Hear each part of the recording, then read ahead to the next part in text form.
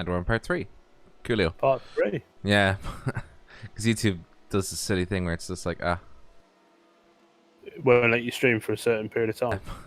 Because YouTube does this silly thing where it's mostly just because you can only stream for 12 hours. Right. So, yeah. Anyways, we're back live, so. Lovely stuff.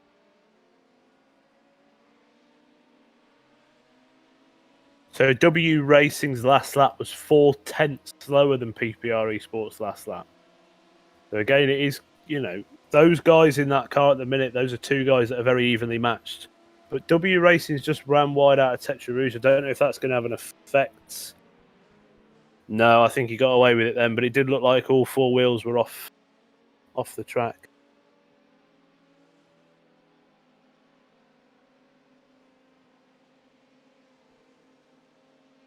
Yeah, it's all nice and dandy now. Yeah, it's kind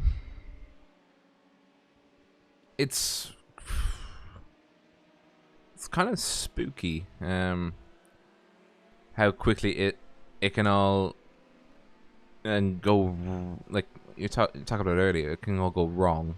We saw how Snake, just out there out of nowhere, just doing their thing. Point. We were having that conversation half an hour before it happened, and lo and behold, it's one mistake. It's literally that one moment, and we're not out there. These guys aren't out there racing for anything in particular at the minute. But what they're racing for is their time they've put in to become worthwhile, and it's heartbreaking when you put all that level of time in the practice and obviously the race itself, and it doesn't be worthwhile. The least you want to do is actually finish the damn thing. Well, yeah, the least that you can do. The least you can do is finish it. I know. Yeah. We've all had those conversations in endurance racing when you P39th and you're going, do we really want to be doing this for the next 10 hours, guys? Is it really like what we want to be doing at 4 in the morning when we're racing for 38th? Well, I mean, yeah, as like you said, that anything can happen. It's an endurance race. It's not the end of the world if it does happen to be 38. Wow, just if the other 37 cars suddenly fall off. Yeah, and it has happened before, like in the F1 races. Like I distinctly remember only 3 cars finished the race at Monaco. Yeah, three. Yeah, not yeah, 13. 3. Yeah, exactly. It's a spooky thing. It can all be going great, and it can all be going very badly, and it can shift in the blink of an eye. Yeah. But you just keep going and see what you can do. But unfortunately, those guys in that in pink or purple snake racing, sorry, they just didn't deem that it was worth their time in essence to carry on, which is a shame. But they've got their reasons, I'm sure. If it's a 2 or a 3-man team, it puts a lot of strain on you. If you're a 3-man, I very much doubt there's anybody doing 2-man, but there might be a couple of 3-man teams out there. There is one team doing 2-man. I know that for a fact. There is a team doing 2-man. Who's that then? It's Jim's Racing. It's a 2-man team. Jim's Racing. What they're car they're both Australian. It's the car 49, LMP1. Car 49, LMP1. So Jim's Racing. So they are right. Okay, so they are 39 laps down at the minute. Yeah, because they smashed the car. Oh dear. But you see, that's wicked. That is fantastic that you've got guys out there like that who are doing it, and to say it, we are doing it for a cause. We're trying to raise some money for a very worthy cause, and it's great that those lads are doing what they're doing in support of it. I mean, I wouldn't, but it's just, well, I say I wouldn't. I would if I had the right teammate with me. But to be 2-man in a 24-hour race, and if they can get that car across the line, no matter where they finish, yeah, that is an achievement in itself. Do you know what I mean? Yeah, especially given the fact that You know, when you're in a race like this and you're two man, and well, these guys are they're both Australians, so they've had to wake up very early to be doing this anyway. So Yeah. So it's what is literally Australia? Is it 10 hours? I'm going to say 10 uh, hours. what they quoted me was that when the race started, it was Yeah. midnight. It was midnight their time when it started. They're 12 hours then, aren't they? .exe is a two-man team as well. Google is .exe is a two-man team. So that's why we've seen insane. Yeah, some of these people are running like insane like strategies. Like I know. I wonder if is Marshmallow two-man? I think it might be a three-man, but Sean's pulled the majority of the weight himself. He's the fastest guy in the car. And well, I take everything back from what I was saying about Marius needing to keep his focus. He's doing a pretty sterling job if he's two-man in it. But again, let's just look at his last 5 lap times: 3:51.2, 3:50.003, 3:50.1, 3:50.7, 3:50.0. I mean, if there's a consistency, it's there. He just needs to be hitting that more. And he's not get full of black flags for slow downs. That's what's going to kill him in the end, because not kill him, but it's just going to kneecap him in the end, because he's essentially having to do all the work. Oh, he's off. He's in the gravel trap at the end of the sun. He's back on the track. He avoided any contact. So we need to stop talking about it, because every time we because every time we do, we just murder him. Every time we do, yeah. But he's really slow out of there. No, he's not. He's fine now. He's picking up pace again. He's slow out of Mulsanne, I think. So going into Mulsanne corner, locked the brakes up. Car carried on in the gravel trap. Panic into the lock, and then just kept it out of there. So, yeah, there's that horrible feeling if you do that. You look at the barrier just getting really big, really quick. But he did a great job of avoiding it. Fortunately, that is going to affect his lap time here, and RNE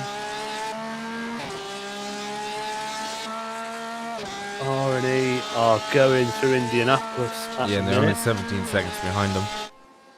So again, how the tables turn. It's how Daniel will be able to react if he can put some quicker times in. Last lap was a 47.9. That's a quick time. So Daniel is a guy who set their quickest time all race of a 47.1. That is a super time. Got an LMP1 going around him at the Porsche curves. It's all good. So that R&E car. So now Daniel, by the looks of things, is there. He looks like he's one of their quick, if not quickest, driver. So obviously that car there, they've probably, if it's not a natural thing for Daniel to be in it, they maybe have elected Daniel to go into that car to try and gain some track position back if he's their quickest driver. The last few laps from Daniel: 3:48.6, 3:49.5, 3:48.2, 3:49.4, and then his last lap was a 3:47.9. He's just crossed the line with a 3:48.1, so he's going to be pushing to try and get something back on the .exe car. Their last lap, because it was off at Mulsanne, was a 3:54.5. So he's taken 6.3 seconds out of him in that last lap alone. Yeah, and that's completely crazy. Like, it's a big amount of time to be taken out in one lap. Yeah, and this doesn't bode well, because I mean, especially when you start making mistakes. I find this as well personally, that when you start making mistakes, you start getting stuck in your own head, and it's like, oh no. It's a spiral. You literally you go down this rabbit hole, and it's very hard to get your mind out of it. The best thing to do is probably mute your headset, turn your music off, turn the car engine up, get your headset as loud as you can. I've done this. And just try and put your mind back into it, and start really pushing yourself. Stop driving voices from the commentary booth. Taylor, I'm jacked off my head on caffeine, and my car's out of the race, so it was either come and keep Rob company or it was sit and stare at the ceiling in my bedroom. So I thought I'd come and keep Rob company for a little bit. I appreciate it. Rob, if you get bored of me, just tell me to no. politely find the exit, and then I'll go and sit in the garden and play the swing ball championship solo. No, not at all. I'll probably take full use of you, because I'm probably going to want to try and step out, within the next few minutes and just try and catch some air, because it is. I would say, in the nicest possible way, my bum is a bit. Oof. It's gonna naturally be, yeah. It's gonna be. I mean, how long have you? Well, you've been on it for full here, but when was your last break? When Craig went to sleep, so about 3 hours ago. Yeah, if you, I can natter on if you want to have a little wonder. Oh yeah, it'll be like 5-10 minutes. You won't be. I won't be too far. It's mainly like I won't be doing it just immediately. I'm just trying to get things set up so you can essentially just go on about essentially what you want, really, just about your day, or about the cars and all that kind of stuff. I'm not going to go on about my day. My day, it wasn't the best of days. This was my day, and it didn't end very well. So yeah, but bygones are bygones now. It's now 14 hours since we started the big broadcast. We've streamed 49 gigabytes of data. Wow. I have been continuously live for... Oh, hang on. I started streaming at 11. I have 3. So that's 4 more hours. So that's 4 hours plus 14. So that's 18 hours. Nice. And I've been at the controls since the start. Well, Rob, all I'm going to say is in 12 minutes and 20 seconds time, you will be in the single figures of hours left. Yeah. If that is any consolation to you, that's all I've got. Yeah, it's the BST zone, Rachel. Good morning, by the way. Yeah, it's 3 a.m. for myself and Harry. Absolutely bang on 3 a.m. as well, yeah. Uh-huh. Yeah, it's lovely. Yeah, lovely time of the day to be awake. Like I said, I've just unfortunately finished the can of Monster after several cups of coffee, and there's no way in God's earth. I don't even think horse tranquilizer will get me to sleep in a minute. So. Yeah, you gotta just wait through it. Yeah, as soon I'll when I hit that wall, I'm gone, because I'll either fall asleep in this chair and wake up with severe spinal problems, or just go and stare at the ceiling. Yeah, it's going well. It's a great event the guys have put on. It's for a great cause, and the organisation that went into how the start was is probably one of the best hosted events that I've had the pleasure of taking part in, let alone seeing. It's a massive thing that they've done. A massive amount of organisation went into it. I think the start was like, it was kind of a hit or miss if it would work or not, and I was so glad it did. Yeah, I'm really chuffed for them how it did, because I was reading through it and I was just thinking it's only going to take one guy to it's only going to take one guy to really mess this up. Do you know what I mean? Yeah. To be honest, I'm kind of wondering why it's not been implemented in the first place, like something being able to like roll it up. Yeah, the issue that they were always going to have was that if one person hadn't have read those rules or wasn't 100% clear on what they needed to do, well, I say one person, one team, then it was all going to go down the pan. very quickly. So, you know, they were really relying on people having a good understanding of what they needed to do. And it worked. It worked really well. You know, they had a driver's briefing, talked to everybody through what they need to do. Very clear, concise instructions from Gavin and the team that put it together.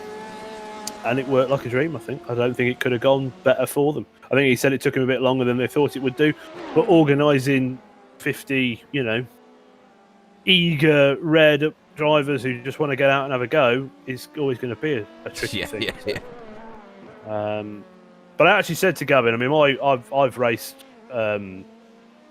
not to any massive standard, but I used to race in a series in the UK on short ovals.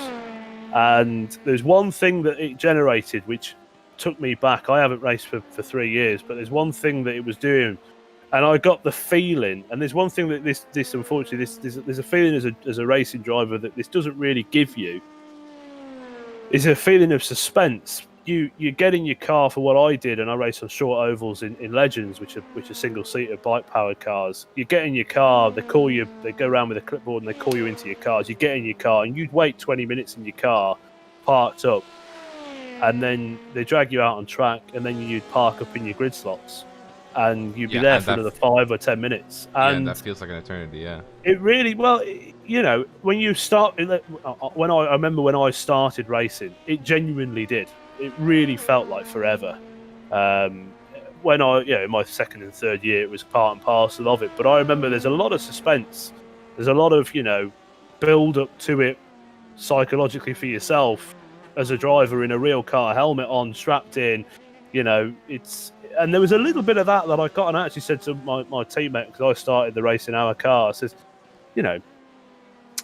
I've got that feeling, like that little bit of suspense kind of thing here, because it's like, you're queuing up, you're in the car, you're moving around, you're parking up there, you're doing a parade lap, you're doing this, that, and the other, and you don't get that from just jumping into the official races, which are, goes to grid. You've got 2 minutes, you get in your car, you do a quarter of a pace lap, and then your green flag. It was a really cool thing, and it took me back as a driver, which was quite cool. So yeah, well done to him. It's great to do something different. Yeah, that was the main thing that I took out of it. I was just watching even people just trying to navigate themselves around, being like, "Oh, this is completely weird, alien." Yeah, it's a big thing.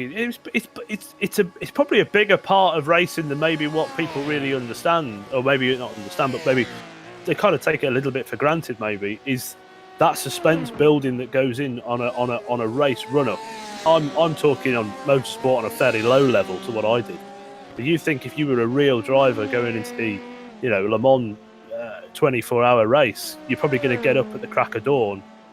You've got a lot of stuff going on, and then you're into all the parades, your car's on the grid, or your mechanics are stood there, you've got jets flying over, you've got Susie Perry or whoever it is waving flags at you. A lot of suspense and a lot of pressure we put on the guys who start this race, for the level of preparation the teams put in. I'm talking obviously about the real ones now. And it's something that I'd say as a spectator, a lot of people probably take for granted is the level of pressure that a driver's under when he's starting a 24-hour race. You don't want to be, as much as we don't want to be that guy in the sim racing world to bin it, you really do not want to be the guy that bins it on the first lap of a 24-hour race. Mm-hmm. Millions of pounds of research and development goes into getting the car to the grid. And, and it has happened. We've seen it happen a couple of times in endurance races. So. Yeah, and that also stems from, just not being, patient. Yeah. Yeah, they get in the car, you're all fired up, you've been on it all morning, get in the car, right. Probably not even thinking about 24 hours, you're thinking about guy ahead, next corner. Yeah. I'm looking at the car, I'm looking at that bumper, and I don't want it to be a bumper, I want it to be the other bumper in the mirror. Yeah. And on the opposite side of me, I don't want to be looking exactly, at it in front of me. Yeah, exactly. I don't want to be looking at the windscreen, I want it to be in the mirror, and it has a big psychological effect on a lot of drivers, I think. it probably is something to take for granted. But it was great that the organisers put that element in, and for some of the real drivers that have taken part in motorsport in the real world, it's something that probably it made me remember that feeling, and I've not had that feeling yet in iRacing as such.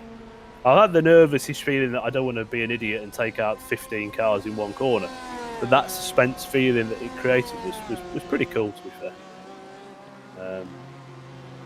But yeah, it's good. It's a good event. The racing's great. There's been a few mishaps. There was always going to happen. Always going to happen. You're never going to do a 24-hour race with 40 cars or 35, 40, 50 cars, whatever we've got out here. 3 different classes, massive variations of speed, massive variations of talents as well. You've got guys out there with 5, 6K rating, all the way down to, I think the lowest was about 1K, 1500 or something. Mm-hmm. I've seen a 600, like sub 1000, yeah. Yeah, so massive variation in driver ability. On paper anyway. It's a big thing. I'm just looking here. R&E Team Red is really closing the gap down on .exe at the minute. Yeah. So last lap from Marius was a 49.6. And to be fair, his last 3 laps have been in the 49s. But, and I don't know what that gap is, but the last 3 laps from Daniel have been in the 47s. So he is lapping 2 seconds per lap quicker. And Marius in the .exe car, just coming out the final chicane on the Mulsanne. And R&E is not far behind, and that gap's got to be less than 10 seconds. Yeah, 9 seconds right now. 9 seconds, yeah. Anyways, I will leave you to the stream for a few minutes while I go having a break. Cool. What is the stream on? And I will natter about what's happening there, because I've not really spoke about LMP1 at all, to be fair. It's the part 3. It's on the Raidillon TV YouTube. Oh, you're on the LMP1 on the stream there, yeah? Yeah, it'll just continue. It'll circle around the most exciting footage. You can talk about whatever, really. Cool. Yeah, I'll have a give it a shot. Give it a go. Something to do on a, whatever day it is at 9 minutes past 3 in the morning, I suppose. Anyways, I'll be back. Cool. So that gap between R&E and .exe is going to be closing up pretty substantially. I know it's not on the stream at the minute, but .exe's just come out of Arnage. I think Daniel's just come out of Arnage as well, so that's going to be an overtake for class lead in GTE.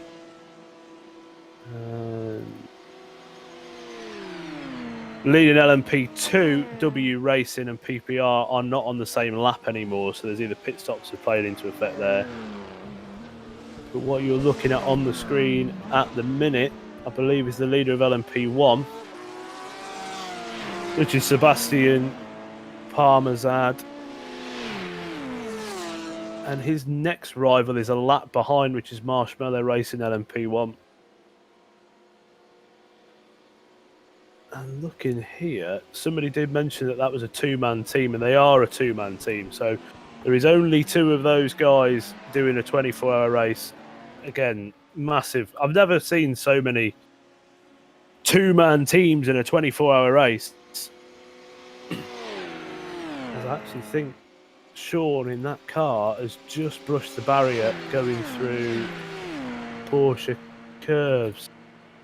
Fortunately, you can't see it on the stream, but he was a very small amount away from that wall.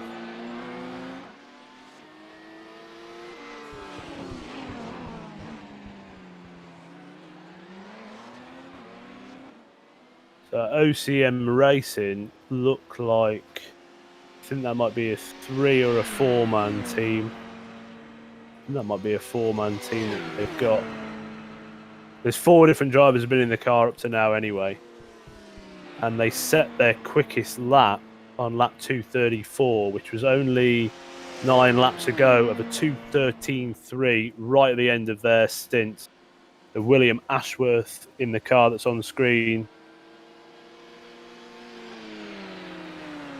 set a 3:13.3. Sorry.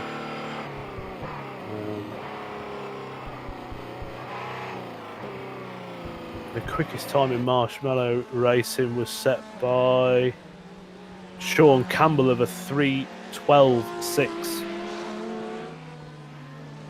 Now they're not on the same lap at the minute. As you can see, oh, that's the cars too. Yeah. So I can't remember exactly what the deal was, but it was something to do with Rob said about if that liveried car does something dramatic or wins, then he's going to have to put it up for 20 minutes, but I don't think that will be happening.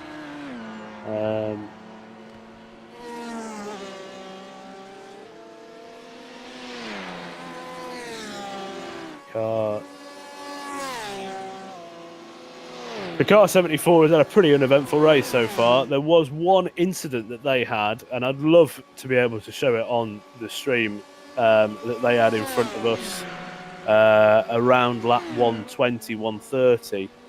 And it was probably one of the most hair-raising moments I've ever had.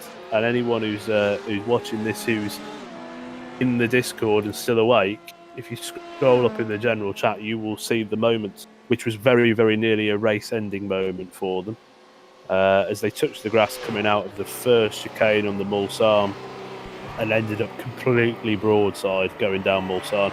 Fantastic save. It really did scare the daylights out of me.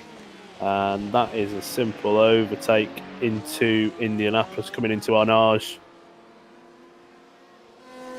That, I believe, is the Marshmallow Racing car.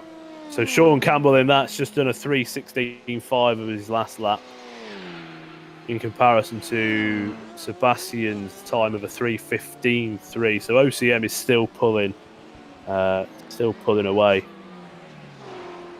But a two-man team to be out there still cracking laps. I think if they're from Australia, then their time zone probably means that they're in the middle of their day, which is a nice time to be doing it, as there's a car off in the background. I'm not too sure who that is.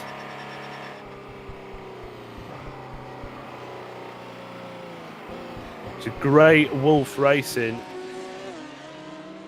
Had an off coming out of Arnage. Doesn't look like they've... There's a little bit of front end damage, so I think they've clipped the barrier. Unfortunately, he's not on the stream at the minute, but it does look like they've had a spin coming out of Arnage, and that's unfortunately given them a bit of damage by touching the inside barrier. But car does look like it seems to be okay. We'll see what sort of time they do. See if they're down on any sort of lap time there. Now this is a moment here at that specific corner there where GTEs and LMP1s can have some of the most terrifying moments, and it's when an LMP1 car will have the aerodynamic downforce to go around the outside of a GTE. But as a GTE driver, that is not where you want that to be happening. It's absolutely terrifying when it does.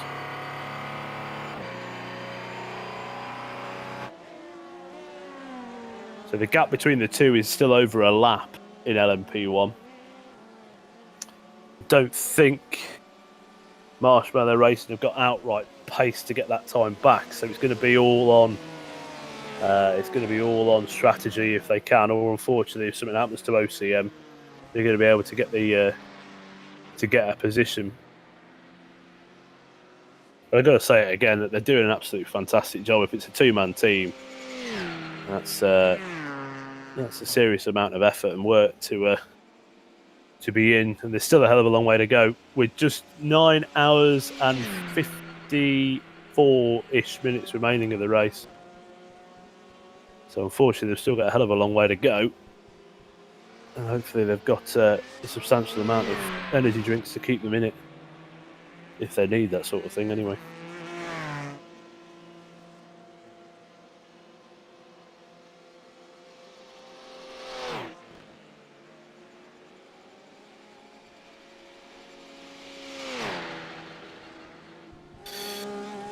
So So the only cars that are on the same lap in LMP1 is the battle for 4th, and that's between V10R Esports and Alpha Corsa LMP.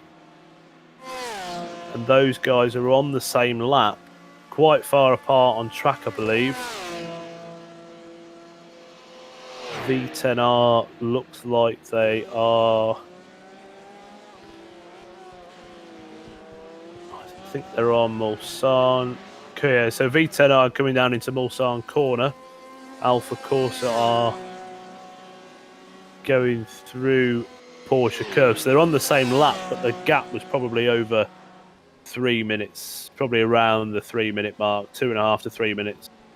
Last lap time from Ryan, who's in the Alpha Corsa car, it was a 3:24.7. V10R was a 3:16.2. So let's just see here. So Ryan's last few laps, 3:24, 3:23, 3:22, 3:21. Unfortunately, Ryan, that's going in the wrong direction. We want to be getting your lap times down. Ryan's just coming to the pits now in the Alpha Corsa LMP1 car. That is a scheduled stop, so that's not for anything other than routine maintenance. The V10R car actually set its quickest time 5 laps ago with a 3:14.052. Again, that's a quick time from them. So if they consistently put those sort of times in, if they've got the ability to do it and the stamina to do it at this time of the evening, then we might see a jump there. They're only 3 laps down, and we've seen with the GTE that it can be one very minor mistake, one simple small error can change the race in the blink of an eye. As you can see, OCM completing another lap. That last lap from them was a 3:15.5. V10 Esports last time 3:17.3. That's who you're looking at now. So Julian's in that car, and he is on the same lap as the guy behind him in the Alpha Corsa car. And he's just coming up on Marshmallow Racing, who's ran wide there. And Sean has lost it, and Sean has stopped the car on... Yeah, he's rotated around, he's back going again. So that's no contact, no damage.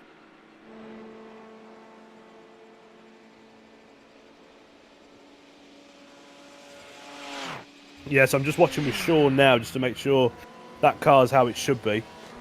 Obviously going to have a bit overheated tyres after his rotation, but should be able to calm them down on the Mulsanne, which he's just gone to. And there you can see him passing the GTE car there, which I believe was the car that had an engine failure earlier, and I think they're back out. I'm going to say it was...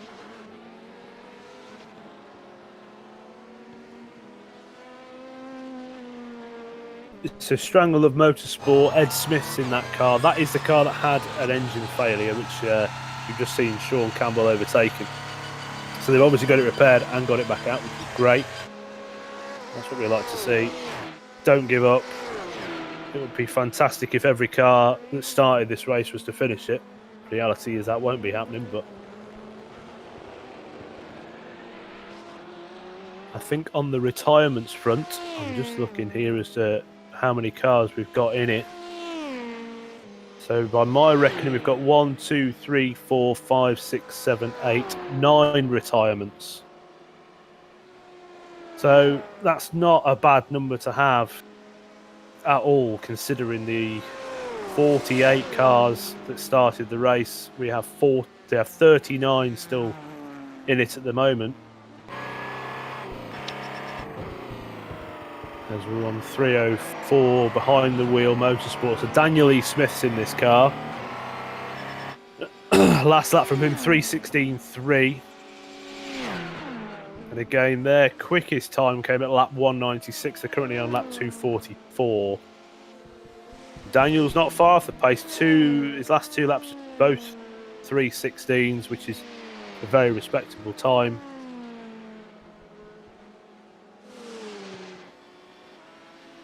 Very respectable time, actually. So he is matching race pace. Last lap from the leader was a 3:15.5. And the last lap from Sean Campbell, as he comes in to complete another lap, was a 3:21.9. So that's due to his excursions that he had. But he is overtaking Ryan Wingate, who's currently sitting in 5th, 4 laps down, who's just brought it into the pit. So Ryan's just boxed. Actually, Ryan has just ran wide across the grass on the entrance to pit lane. Managed to keep it out of everything though, which is nice. Stop and go. Oh dear. So Alpha Corsa car, stop and go. Unsafe pit entry as a guess. Speeding in pits. Oh, that's a shame. Try harder, lads. That's the only thing I'm going to say with that. Try harder. Easy mistakes to make. Bigby has a big consequence to your overall performance, I think. Presume that's, I think, a 10 seconds stop and hold. It would be 40 to 42 or something. Ryan heads back out on track. Limiter off. He has V10 esports. So what Ryan in the Alpha Corsa car, he's 1 lap down at the minute. If they get around him in the V10 R esports car, that is going to put them another lap down. So best advice to Ryan is to try and keep that car behind them.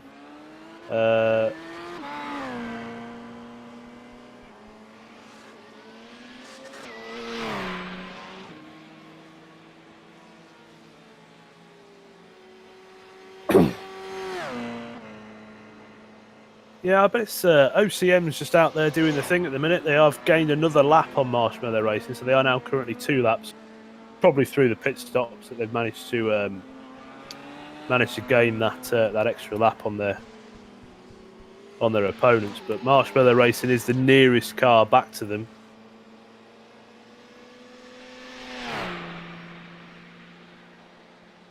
And OCM did a 3:21.9, so it's a fairly slow time from them. Potentially had a problem on their last lap.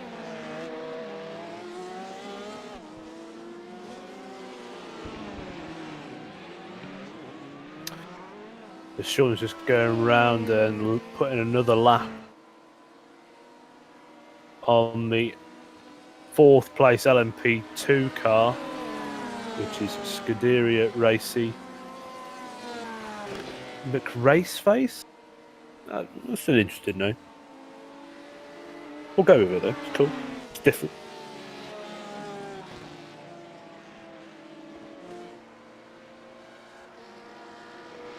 Sean Campbell has just gotten around the guys in the V10 RE Esports car. It was a very brave manoeuvre through.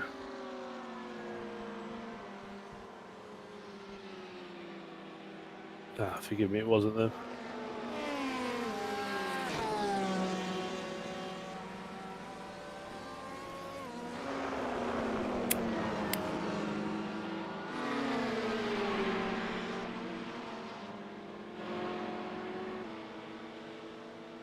So OCM Racing's got a bit of traffic here. So he's got 2 LMP2 car. He's got an LMP1 and an LMP2 car ahead.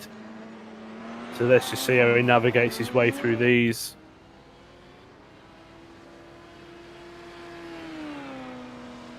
And he's probably going to do the LMP2 quite comfortably on the start-finish straight here. Little flash of the lights to let him know he's there. Job done. Nice and easy, no problems. So again, the guys in that car are probably just going to be managing tyres, just focusing on what they need to be doing. No heroics. It's a, it's earlier on in the race. We saw the leader of GTE crash out from a very simple mistake, which is heartbreaking and ultimately incredibly frustrating for those guys in that car, which is a real shame. But this is where the leaders of each category, so OCM Racing, who are currently the leaders of LMP1, PPR Esports Black, who are the leaders of LMP2, and .exe, who've gone back ahead of Daniel Summer in RNE Team Red.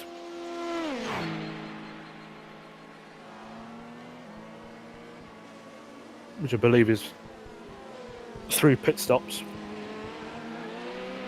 So what they're going to be doing is just going to be keeping the focus, making sure that they don't make any of those mistakes, making sure that nothing, no stupidity creeps in, no lapse of concentration leaps in, managing gaps, not being... There's no need to be making any risks at this stage in the race for them. They don't need to be sending it up the inside of slower class cars. Just need to be keeping the nose clean and turning laps. And they're doing it rather well at the minute. I think that was their out lap from the pits, the routine stop. So they've done 11 laps on their last run. Go on board here. Now that is one place on the track it's very easy to gain a slowdown, and that's by cutting that entry. And then getting close to those green bollards, and it will crucify you. It's probably the strongest slowdown on the track and give you over 2 seconds, which just ruins your straight line down there as you're coming down into Indianapolis.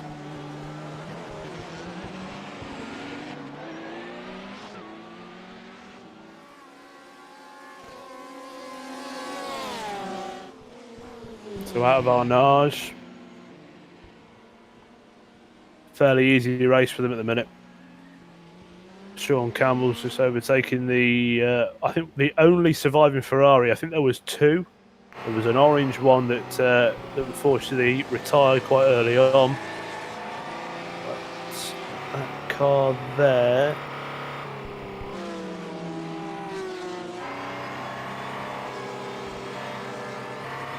I believe is the XRL car, who is way down the order in GTE. As there's a bit of a moment there, that's not a place where you want to be taking risks from the OCM car.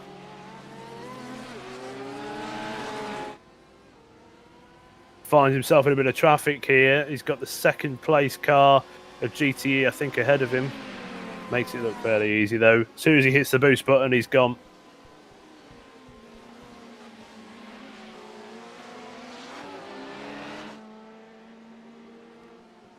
Now that was a little bit of a squiffy moment. That could have, he had a wheel on the grass, on power coming out the corner, so he kept it well. But it's his race again. We've said it. It's his race to lose. He's a lap ahead of Marshmallow Racing. They're a 2-man team. There's going to be naturally a bit of fatigue potentially creep into those guys. OCM, I believe, are running 4 or 5 drivers in their car. Naturally going to be a little bit fresher. As you got Indy Autosports White flashing the lights at them, obviously displeased with something, or they're just saying hello. Flashing the lights has always been a little bit of a. He does it again, doing it some more. So he's potentially upset them, or they're very, very good friends. If you want to clarify whether that's a friendly flash or it's a disgruntled flash.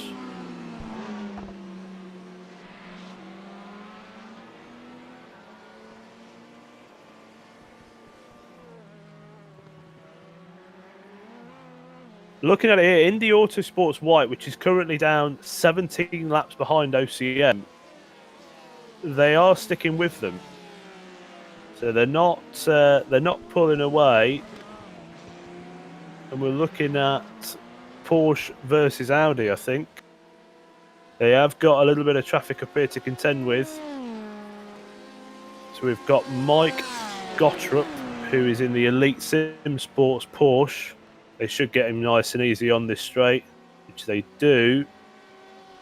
And the car ahead of that is an LMP2 of Robert Abrams, which is Scuderia Racy McRaceface Green.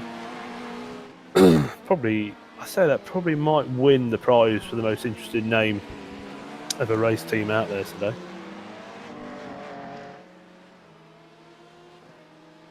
A little bit of a gap pulled up between the two now. So Marshmallow, Indy Autosports White, which is the last running LMP1 car. They are 17 laps behind.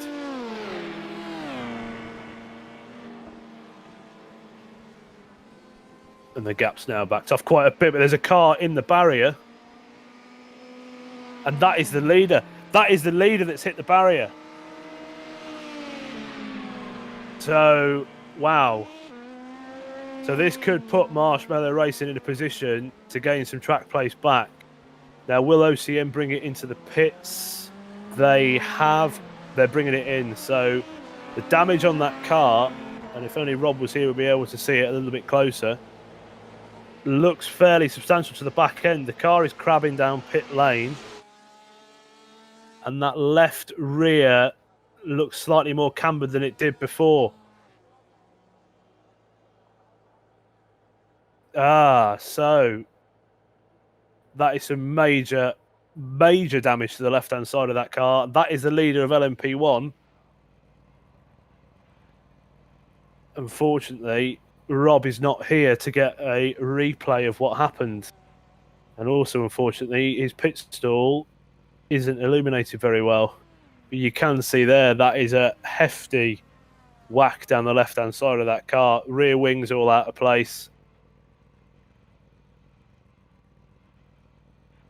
So,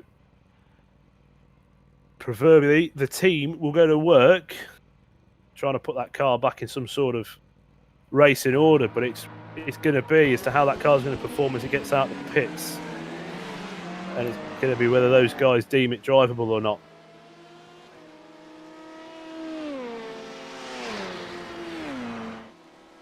Oh, we do have a replay of that. Don't worry about it. Wow.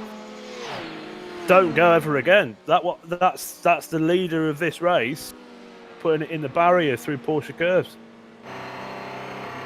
Yeah, I saw. That was. I mean, wow. So in the last 2 hours, we've seen the leader of GTE. So he's tried to do the LMP2 on the outside, missed his entry point, ran the car off into the grass. It's just gained momentum. As soon as it hits the grass, it's going to gain momentum. And just takes him off into the barrier, which is that's soul destroying. Look, and if it was another foot down the road, if that break in the barrier was a foot closer, he probably would have got away with it.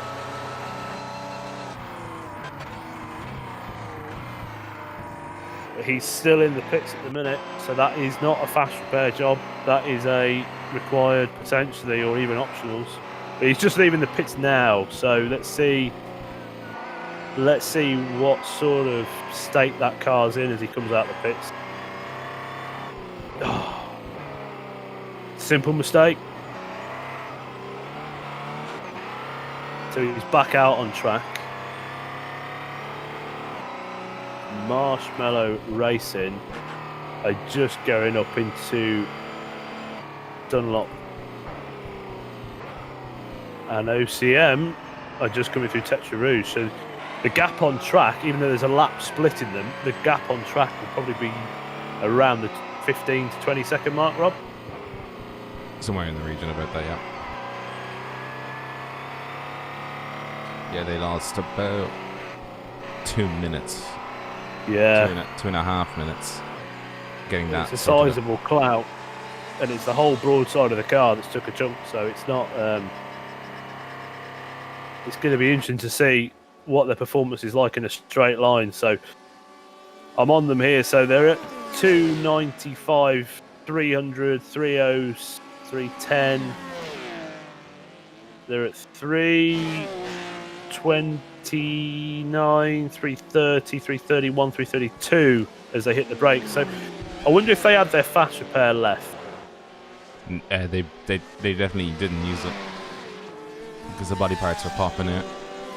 When I was getting back as soon as I saw the crash, and I had seen him hit the wall, so I was trying to get back up and ready. Yeah, and I had them in the pit stall just on an camera angle that you could just about see with the right light, and he was popping out the panels. So if he used his fast repair, it would have just pulled him straight out, wouldn't it? Yeah. That's a shame. Yeah. So he's not used his fast repair in this case, though.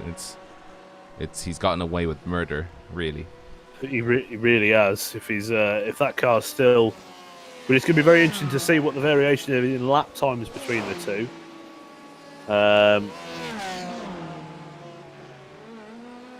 Yeah, it doesn't look like he's too much down because he's hitting 332 on the straights, and I think that's still very respectable for an LMP1 car.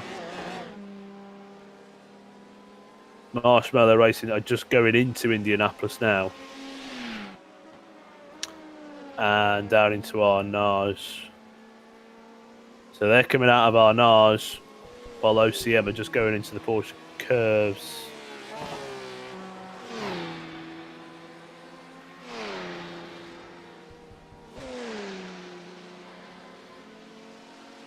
Wow. That could change everything. That could really change everything.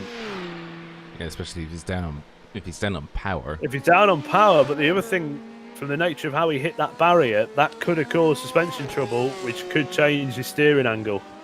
And there's nothing worse than having 9 or 10 hours of a race left and having to steer 20 degrees to the left or the right, because it makes it very unpleasant to have to do it. I don't think he has to. Yeah, so this is going to be a true test. So that steering wheel will naturally be pointing right here. And that looks fairly straight as he goes through there. I don't think he's having to put any lock on to compensate suspension damage.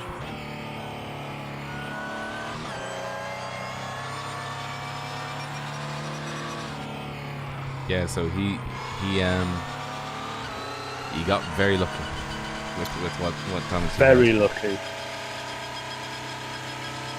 Yeah, he got very lucky there. So let's do a little bit of a speed trap thing. So at the end of here, what is he hitting? He's at 336, 337, coming into his braking zone there. 338 on the trap. 338, and Marshmallow Racing. They're at a very different point of the track. 334. So they're on Mulsanne now as well, and they 338 bang on. So both hitting a very similar sort of top speed. Potentially got away with that. Yeah, it's bringing them ever closer to where they don't need to be, which is under Campbell's right foot, essentially. Yeah, exactly. Well, Sean Campbell's last lap was a 3:14.3, and obviously because of the issues, Sebastian was a 5:24.8, and obviously that does include getting the car into the pits and doing what it had to be done in there. But that is a big chunk out of their lead.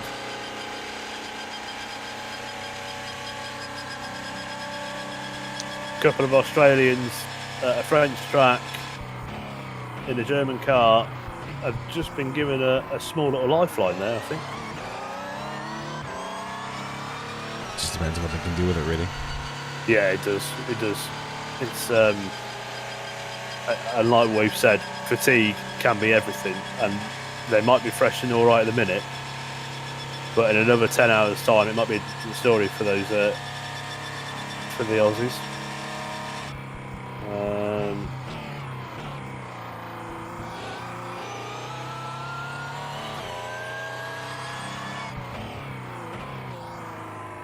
What's going on with .exe and RNE? Is there anything happening there? .exe are going into Mulsanne corner. RNE are going through Dunlop, so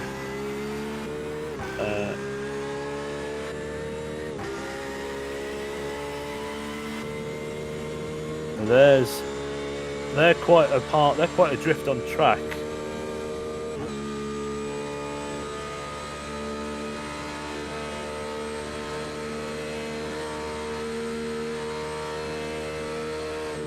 Boys finally got the results here, and we're all heading to different places.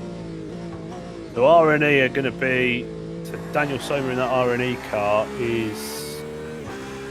he's coming up to the first chicane on the Mulsanne. Albert is coming out of Arnage. Yeah, and you're with him on the stream there. So,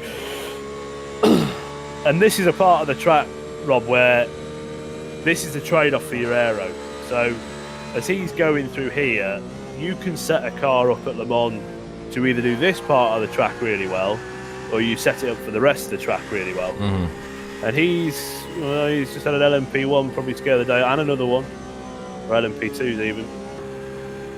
And he's obviously not happy with that. That's why the flashes are happening.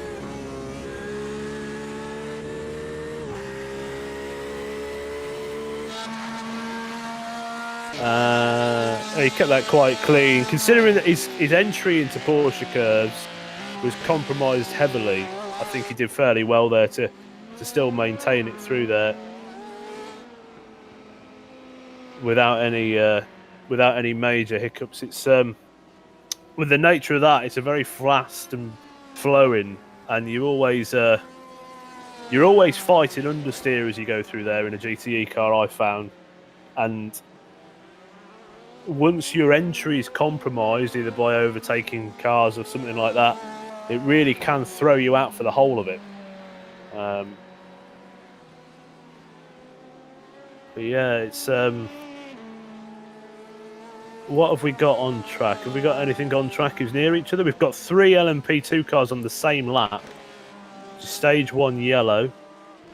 Scuderia Racy McRaceface, who I think should be awarded some sort of prize for that name. That's wicked. And Project Dynamic 1, who are all 20 laps behind. So car 16, car 33 and car 72 are all on the same lap, battling for third position in LMP2.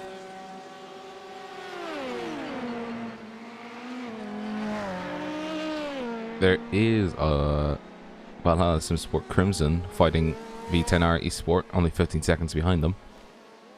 And they are gaining. V10 in which class? In LMP2, car 69 is chasing car 34. Car 69. So that is are they not a lap apart? No, they're the same lap. Okay. So they're...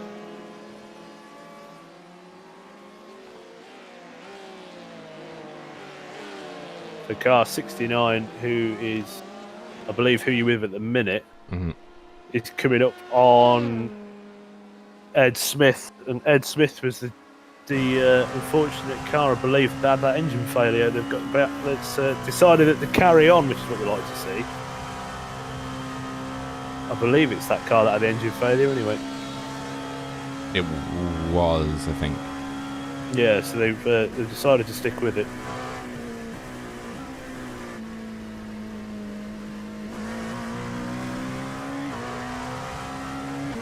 They have dark gods backing them. So they're using black magic to keep the car on the road. Well, the amount of time, well, especially when we saw them, they ate a fat curb, so obviously something's keeping them going. Yeah. Just, I wouldn't say dark gods are the ones that you want to be keeping your car on the road. Whatever you need to do, really. Well, yeah, I suppose. I mean, look, winning's winning, isn't it? So, you know. Yeah. Whatever you got to do.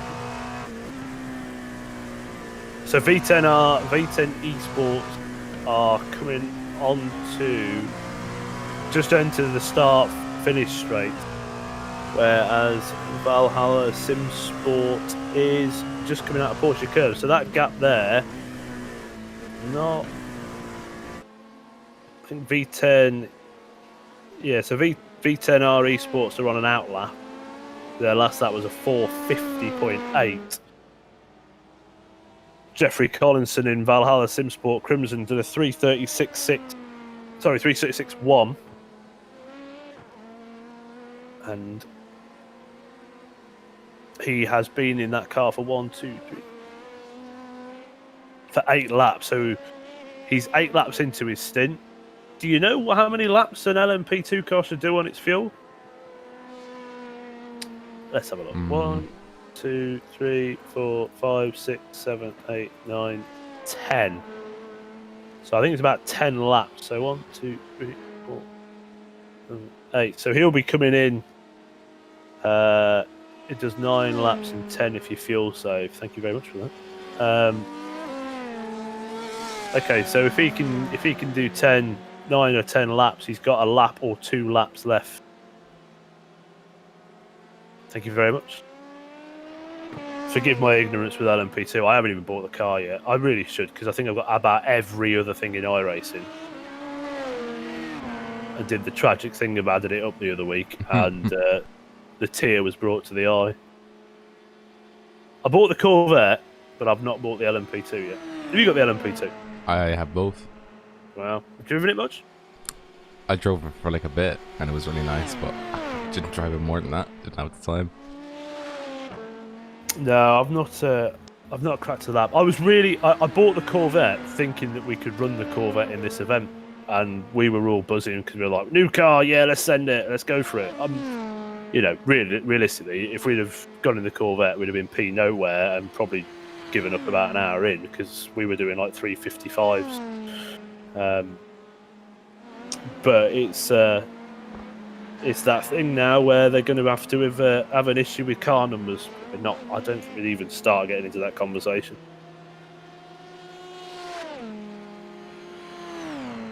Into 56, 65, 95, big gap. 56. Well, those cars are split by a lap each, aren't they? So you've got LMCgear.com racing on 28, minus 28. You've got Direct Esports Team Yellow is minus 29, and Green Esports 95 is on minus 30. Yeah, so they're all on different laps just at the moment. I'm not really seeing much movement in that area. No, that's you do have 3 cars there on the same lap, which I believe is lap 234 for those LMP2 guys. So like stage 1 is currently on lap 234 as he's coming out of Tetra Rouge onto the Mulsanne. And then Scuderia Racy McRaceface is going through Arnage on the previous lap, so there's quite a big gap between those two. Even though they are on the same lap, there's a sizable gap. And Project Dynamic 1 is going through Mulsanne Corner, so I'd say they're all about equidistant apart from each other. And .exe has put a lap on RNE. Has RNE had an issue? RNE, yes, I think they had. I can't see where they've lost all that time. They've lost a minute and... They've lost a chunk, haven't they? So now this could be strategy that this is causing them, as Daniel has a little bit of a wiggle under the braking. Is he going to get it stopped? Yeah, he's got it stopped. So car just got a little bit of a tweak on going through into Mulsanne Corner then. But maybe around lap 207, 208, he's currently on 217 in GTE class. He had two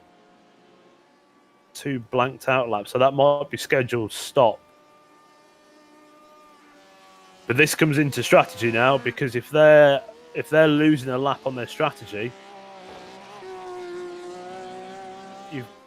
okay. .exe's got an LMP2 car ahead of them,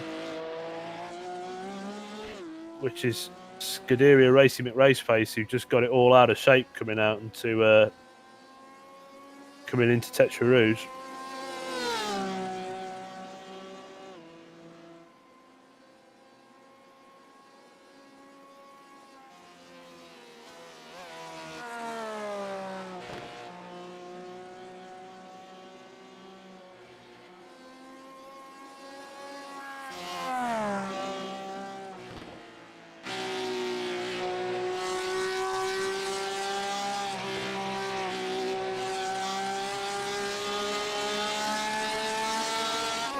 So Daniel Sommer in that R&E Team Red car is probably without a shadow of a doubt the quickest guy on the field at the minute in GTE. Last lap of a 47.2. And have you seen his last 4 laps? He's just done a 46.7. Wow, that man is flying. That man is flying. Fastest lap in GTE. That is the fastest lap in GTE, and it's the fastest lap, obviously, of their team as well. Yeah, Go so on, Daniel. fine. Let's see what you got. Let's see something quicker. If he can, if he's within a second of qualifying time, now he is at the end of his stint here. So obviously the car is light. The car's on a nice cool track as well, 17 degrees. He's not as smooth. I don't think wasn't a particularly great exit out of Tetra Rouge. I think he had to compromise on exit speed to stop getting a slowdown there.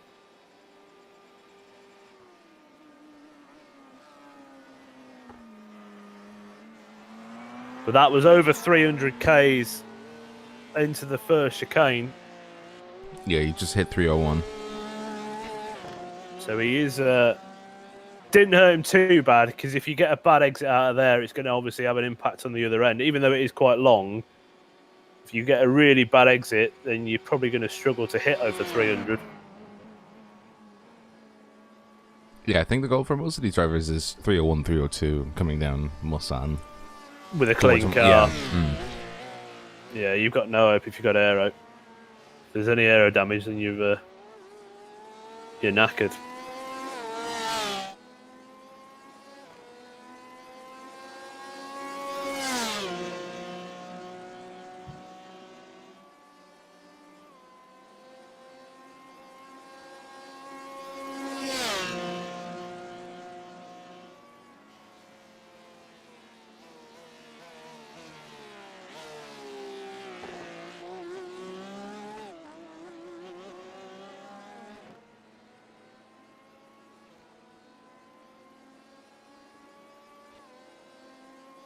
Now let's see. I'm just trying to pick out the sort of the biggest battles at the moment. It's What's not... BFR and Elite Sim Sports? What's the gap between those two guys in GTE? Just looking at BFR, they've actually got damage, quite a lot. What happened to them? Yeah, well, they're in the pits. That car does not look. Oh no. That car is mangled. They towed it anyway, so they definitely had to tow it. Well, yeah. They've definitely had a good bit of damage. I'll just have a look in the back. See if I can pick them up.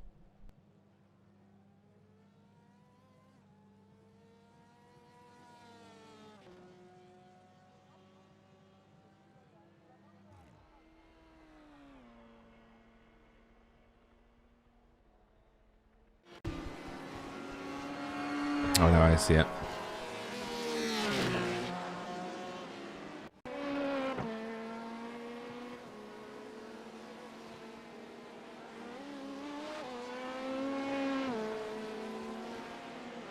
What happened? Are we on it on the stream?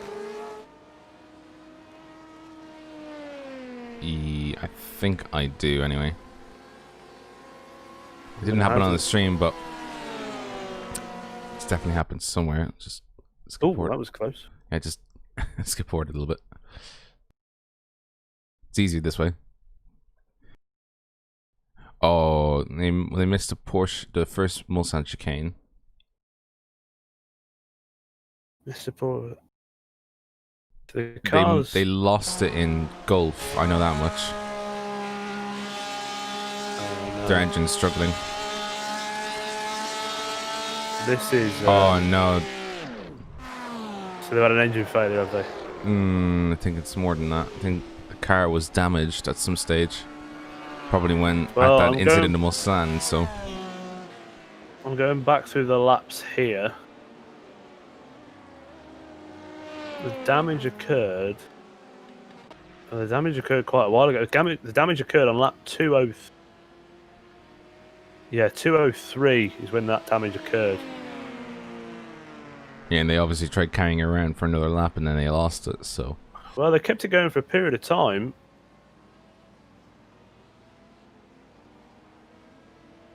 What a shame. Yeah, it didn't prove to be the right decision, though. They should have pitted as soon as they could, but obviously they decided not. And that's the Lightning McQueen in retirement. That's a shame. I mean, it's yeah, you never quite know if it's going to be, if it's just cosmetic, if it's aero, or obviously if it is something in this case far more sincere, which is obviously engine issue. But I think they are repairing it because I'm seeing body panels popping out of it. Yeah, they would towed back to the pits by now, so they would have had about 5 minutes of repairs.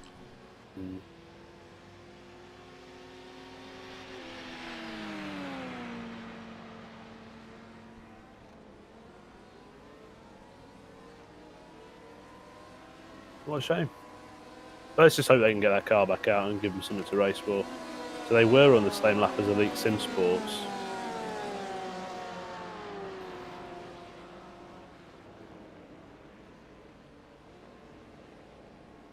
That will put our only, I believe this is the only BMW entry left running, which is V10R Esports 3, up into 4th place.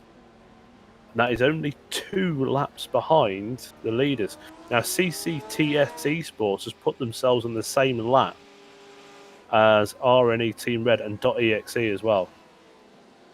So we have 3 GTEs on the same lead lap. And that would be the first time that's probably happened in a while. Probably 9 hours. Yeah, more than likely. So the 333 car with Ivo Linden just going through onto... Okay, he's just coming through to Tetra Rouge now, isn't he? Just gone past it, yeah, he's on Mulsanne right now. So last... So again, I'm just going to look at his pit stop here. So he did not take tyres on his last stop. So he is on at least a stint old tyres, if not older. And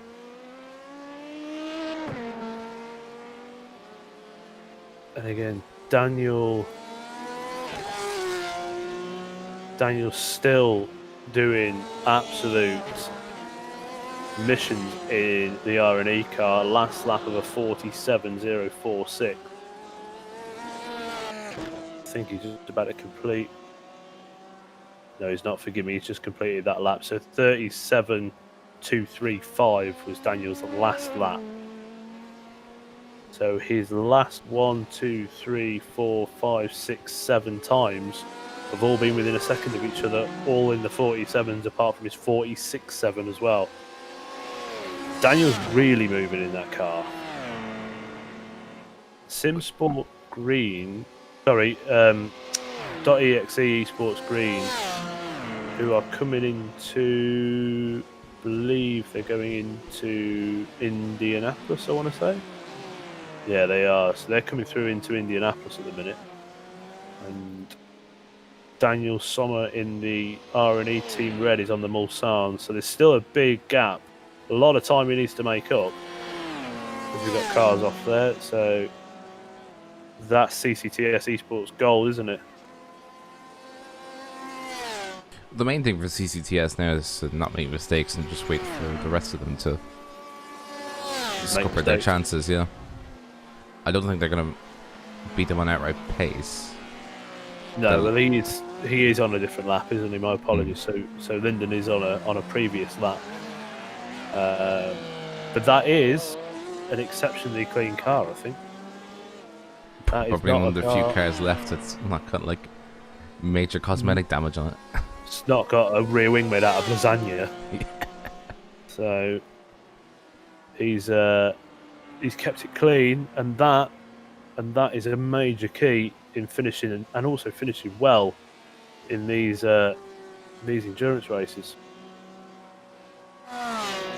Especially when it comes down to that last 2 hours when, if you've carried damage all the way through, it's really starting to make you suffer because you've carried damage through the night and it might not have been too much of an effect, but if you have to load up the car in temperature and you've got damage that you picked up during the night, it's actually going to multiply the effect.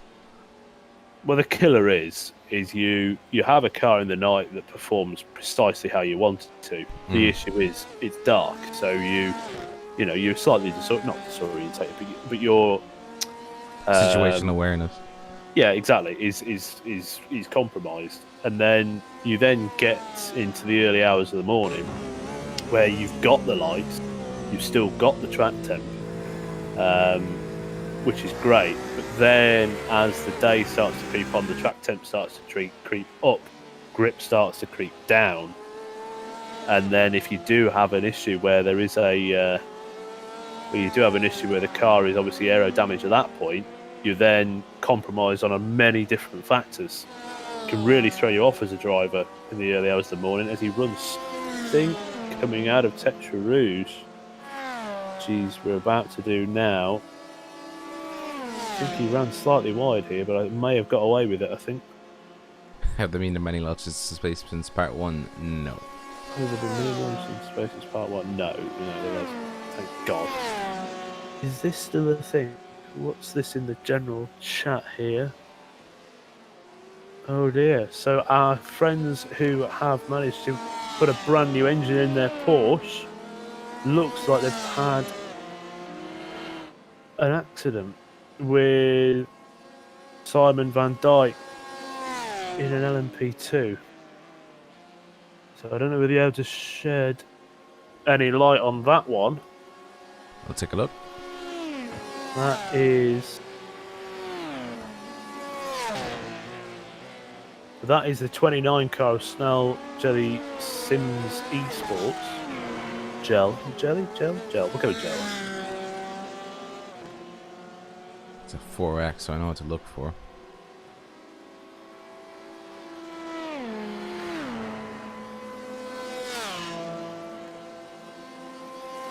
That looks like they're going into... Definitely going into Dunlop, isn't it? I have it here now. Got it. So let's have a look at this.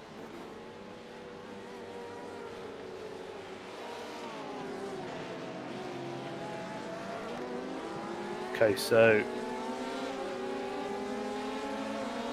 that's the 96 Strangelove Motorsports car. Ed Smith in that. So here now. Doing his natural thing.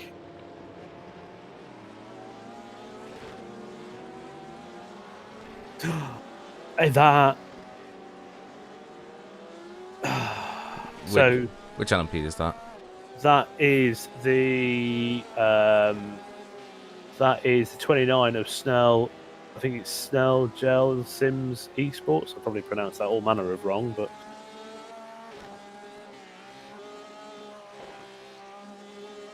and I wonder if this is. I think that looked like a big chunk of netcode to me.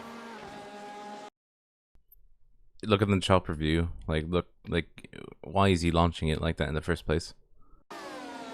Yeah, I mean, all I'm going to say is he's on the same map as a Valhalla SimSports Royal car, and I don't know what the gap between those two cars is.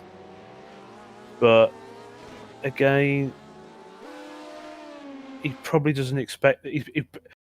Again, probably expects the GTE car to be more across the right. However, it's not the GTE car's fault by any stretch of the imagination. Yeah, it is. Yeah, he didn't start braking until way too late. He's not started braking until. Well, questionably, if he's braking that late, was he even going to make the corner? I mean, would he? I think he's outbroke himself. The GT's come off the line, but he is in the middle of the track there. That is a massive chunk of netcode, though. If you go back to the exact point that they make contact. Yeah, let me just try that real quick. I mean, that is a Brake lights are still off. Still off. Still off. They're now on. That's not netcode. The initial hit was not netcode. He made that contact pretty hard. You are right. Yeah, no, you are right. And what's even more outrageous is that he's passing an LMP2 on the inside and he's charging fourth. He sees this GTE. Yeah. And tries to do it. You're meant to be like an LMP1's braking here. Like it's braking before this turn even starts. Well, midway through the turn, before the turn even starts, he's massively outbroke himself, and he's massively outbroke himself there. He's caused contact with another car. Arguably, what would have been the major issue with waiting until you're out of this chicane, get a bit of boost on, you'd have sailed past him no problem. The only thing I'm thinking is he's probably potentially seeing a relative on his screen with the 009 car of the Valhalla SimSports Royal car and thinking, I need to make as much time up as I can here to try and get some time on them. That's the consequence, though. It'd be something that I think Stewart's probably potentially will be having a good look at and seeing. Big shame for those guys in that Strangers of Motorsports car. Hopefully they are still out there having a go. But they've had a very rocky road, haven't they? It's new engine. Cars obviously had some major contact. It's a shame.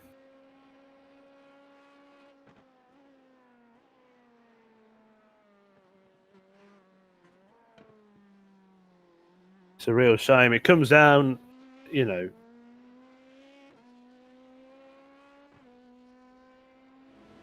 comes down to a big thing of LMP1s have to be slightly more LMP2s, yeah, that was an LMP2 in that case. Yes, sorry, an LMP2 have just got to be slightly more patient.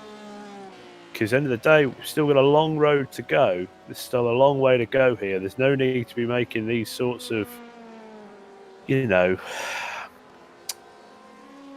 big moves like that. Because the ramifications are you're going to potentially either end your own race or end somebody else's. Do you know what I mean? Big shame, really. Hopefully the Strange Love car doesn't have too much contact on it, even though it did take a fairly chunkable whack into a tyre barrier.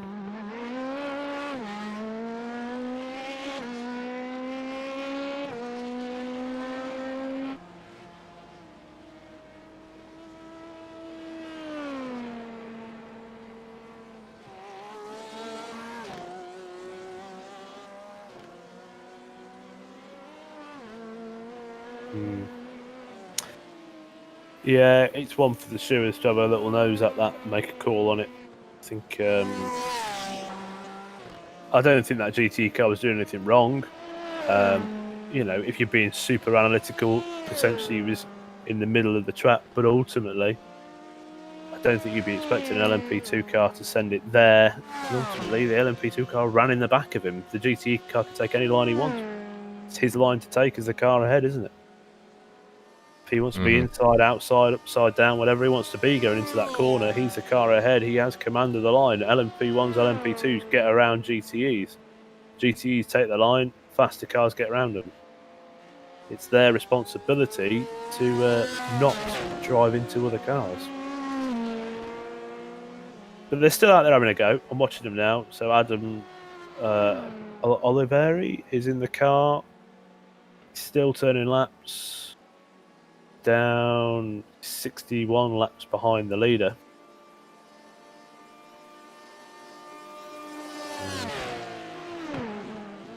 So we've got behind the wheel Motorsports LMP1 that's now just got a lap back, I think, and put themselves in the same lap as Marshmallow Racing.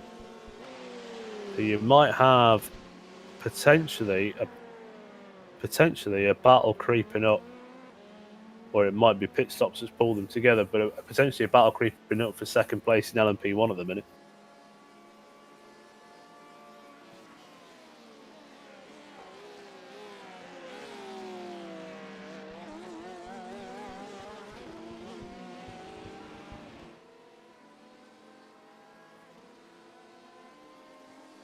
Scuderia Racy McRaceface is chasing down a Project 1 though.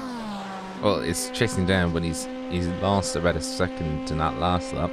Yeah, well, Scuderia, I was just looking at that, to be fair. Scuderia Racing McRaceface is coming in to Indianapolis. And Project Dynamic is just coming into Porsche curves. So, in fact, Scuderia Racing McRaceface is just going through Indianapolis. Now they are coming into Arnage and exiting Arnage. Project Dynamic, I believe, is just entering or just going through the Porsche curves at the minute. Now let's look at their lap times. So last lap from Scuderia Raceface Green, John Tyndall's in the car, 3:34.971. Got an LMP1 going around the outside of him. That's okay. It's not the end of the world.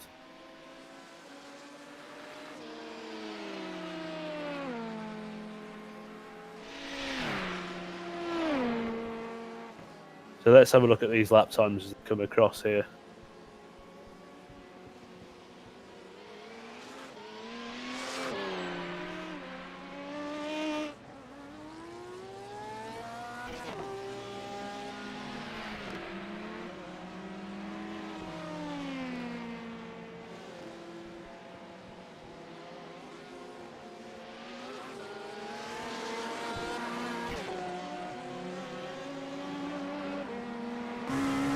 Your last lap time from the Project 1 car was a 3:34.087.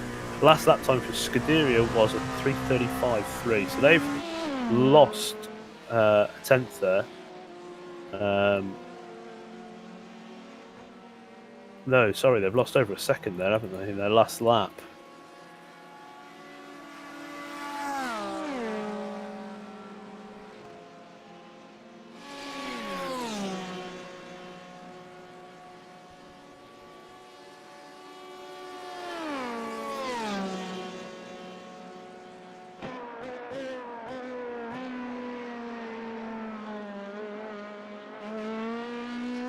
I just gave him a 30-second stop and hold. And I think that's a fair. I think that's a fair thing to do. He's argue it. Is he going to make the corner? I don't know. No, he was never going to make the corner. I think you're right. I think you probably. Well, let me just see here as to what his braking zone naturally looks like going into there. Like with the GT, if I go back to look at that event, which I can, because I've got hacks, not really, but it's more just so I've got a spooling replay. Well, I've just looked here at Simon's lap on lap 233, and Simon's natural braking zone is smack on the centre of the apex of that first corner. Now, Simon didn't actually hit the brake pedal according to the brake lights until way after the black markers on the track. So he's at least, I'd say, probably 15 to 20 foot further down the road before he hits the brake pedal to his natural braking zone here. I'm just trying to find the right car because I'm having to jump around a little bit because there's cars, the LMPs are all over the place. I'm looking at the far chase of the car 21, the lead car. He's already, he's slowing down. He's slowing down even. Like braking on the apex here, and he's already slowing down. And even with that crash, Simon's never going to make it. Well, if you go to the back of Simon's car again here, and if you're able, so if you can bring that back and go behind Simon's car, Simon's natural braking point is not where he broke. At all. Yeah. Contact. He's a good 20 foot down the road. He's also way off the right hand side of the track, which means that then he's going to, he's not going to have the angle to turn the car in. So And I mean, he saw the GTE in front of him. That should be a big red warning sign to not go full tilt, and he still did. And it was only when a crash was about to happen that he actually hit the brakes. It is a shame there was another car involved in that. But it's because if it was like, even then I would have given him a warning. It's just like, you really can't be doing that. No. Like the example I would have given was, what if another car was there? And right now it's the opposite effect, where it's a car was there and you still decided to overextend yourself and cause a major accident. Where it didn't need to be, and it is on his head for causing an incident. He needs to serve the penalty for it. Yeah, no, exactly, and you're not wrong. I think it's a very fair statement. What I'm going to do, I'm going to grab myself a very quick drink. I'll be back with you in 2 minutes. Yeah, go ahead.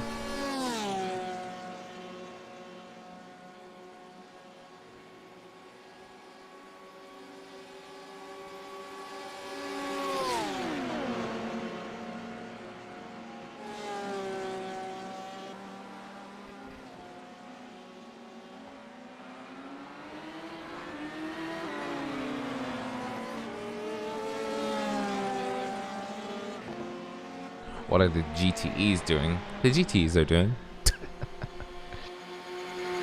They're doing fine.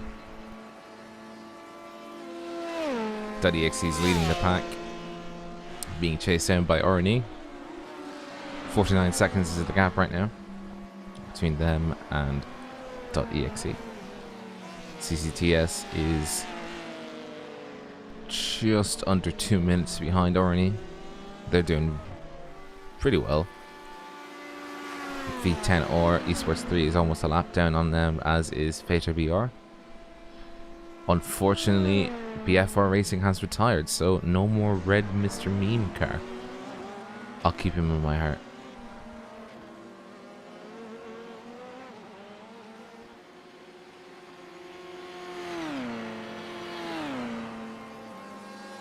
I think in the spirit of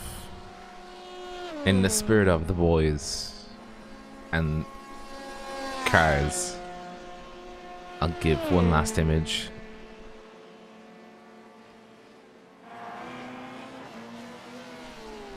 And no, it's not going to be a nun pizza with left beef, even though that's hilarious. We need some proper closure for our time with the Kachow.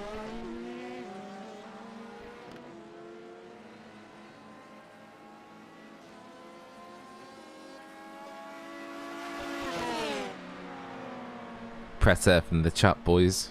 Get your crabs out. He's no longer with us.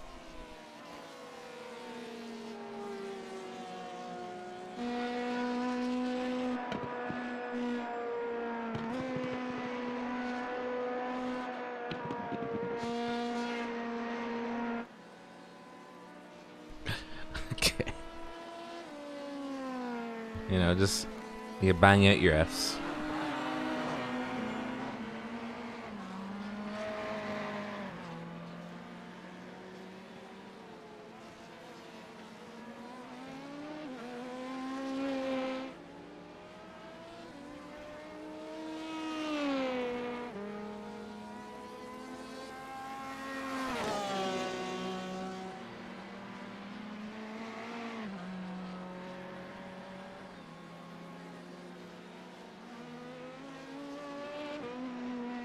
I am back with you. Welcome back. Thank you awfully. I couldn't decide whether it was too late or too early to have a chocolate bar, so I decided to have one. Yeah, just go for a chocolate bar. Why not? Well, I noticed some Kinder Buenos that I purchased for my children, and well, they don't deserve them, so I've had it. Seeing as you purchased them. Yeah, they're mine, aren't they? Yeah. I mean, it's simple. If they have a problem with it, then leave. So, let's see where we're at. What's going on in the world? Ubuntu Eve. According to my screen, he's gone slow. I think he actually went off the track. He did. He went off the track at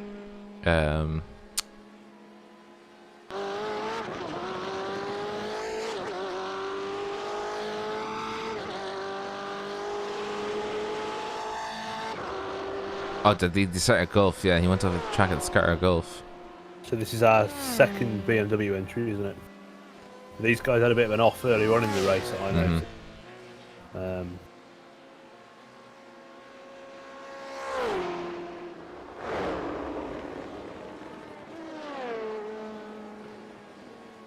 Did he keep it out of everything, or did he make contact with something? I think he might have made contact with one, but it looked like he kept it out of everything. The car is not too damaged.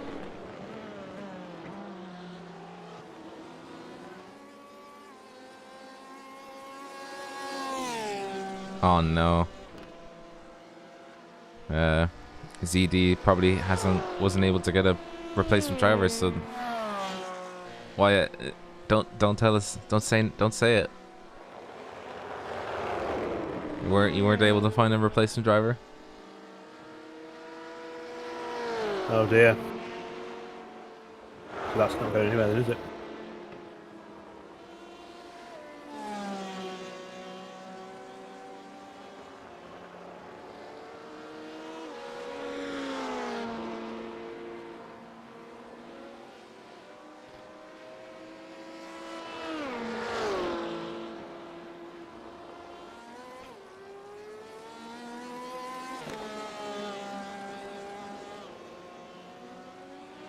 RIP ZD Motorsports. Yeah, they were trying.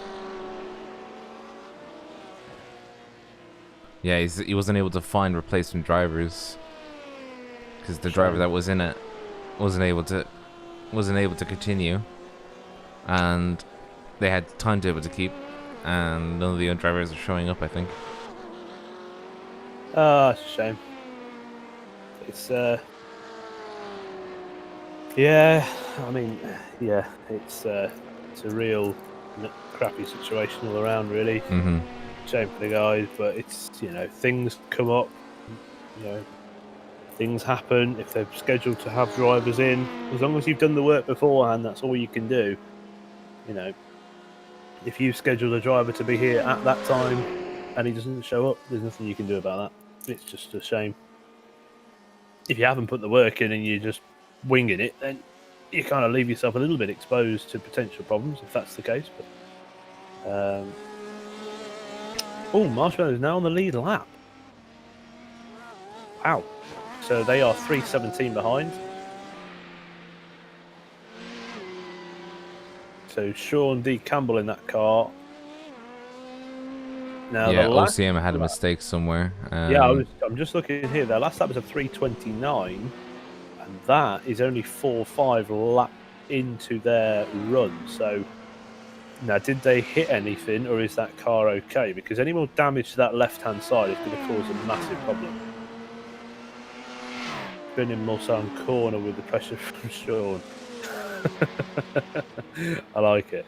Pressure from Sean on a different lap.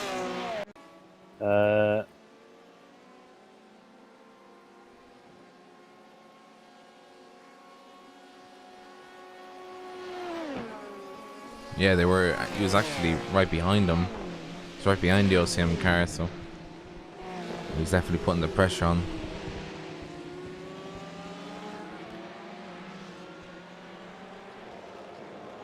Okay, so here he is. So that is Sean.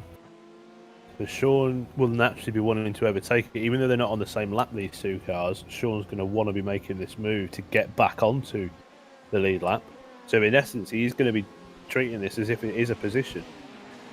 Yeah, and there it goes. He did very well to avoid it, by the way.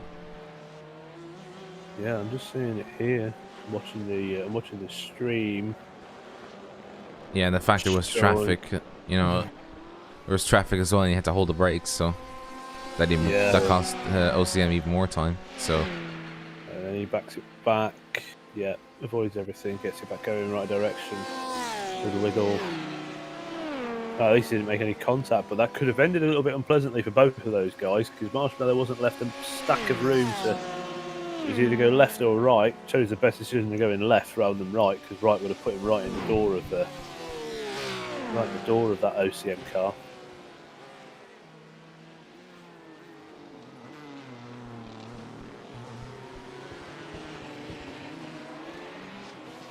They're on the lead lap now, so that means behind the wheel motorsports are only one lap down from these guys. Daniel E. Smith in that car in third place in LMP1.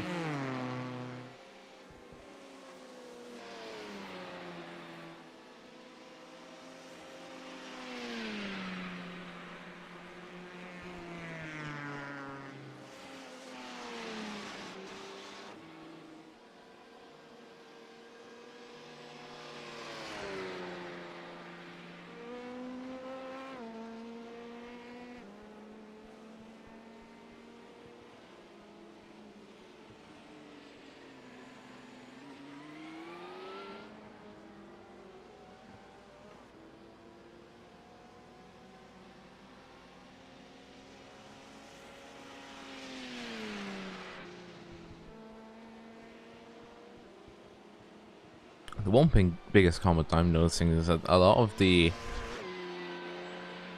LMP1 drivers are complaining about GTEs moving off the racing line and being unpredictable, and then the GTE drivers complaining about LMP1's murdering. I was just literally talking about that. Then I realised that my microphone was muted because I took a massive chunk out of my Bueno.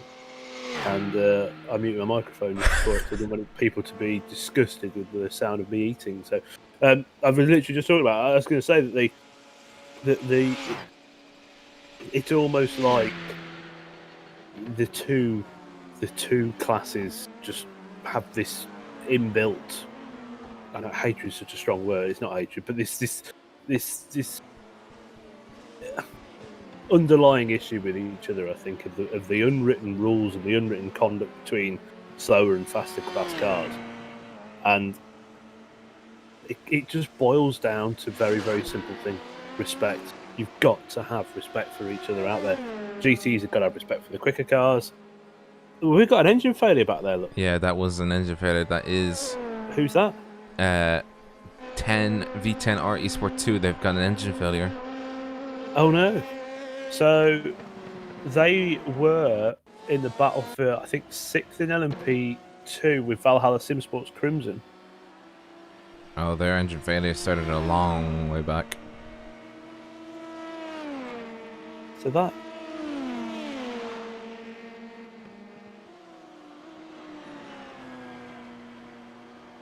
So what's going on here? Why is... Well, the car seems to be going okay now. Yeah, this is a replay. Oh, sorry. I'm replaying the footage now. So this.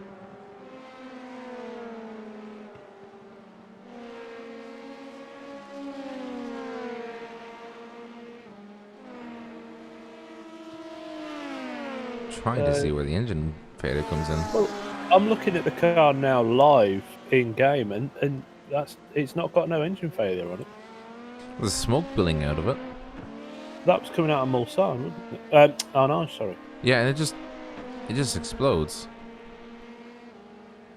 So what happened there?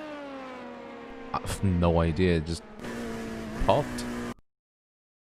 But it's not popped now. Oh, it says.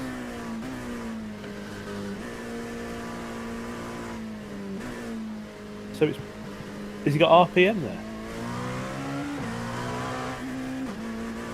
Oh yeah, the engine. Yeah, you can. It's definitely something wrong.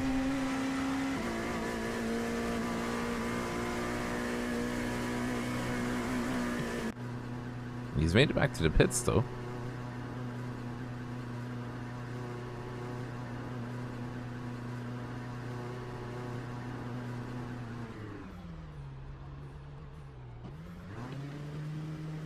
How strange. What's that? Why is it done? Is that something with LMP2? Is that a random failure that we're seeing again? Well, I mean, I can't genuinely see anything that would have caused it. Looks a very clean car, actually. Yeah, there's actually not a blemish on it. We're just trying to see what it was looking like coming into the bits. There's no obvious damage. So that could potentially be another random failure. Yeah, because it was doing fine.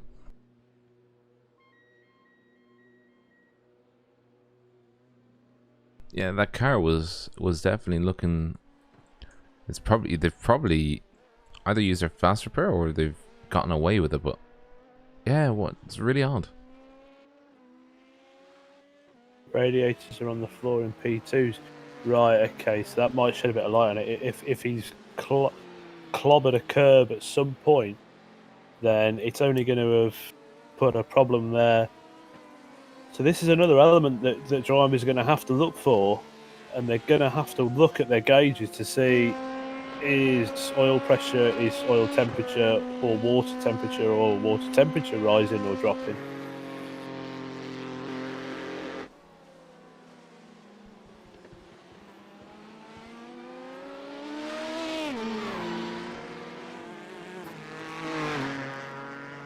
I love how much of a glow stick the Ford GT is. Like, it looks about 3 inches tall, doesn't it? Yeah. Sausage curly.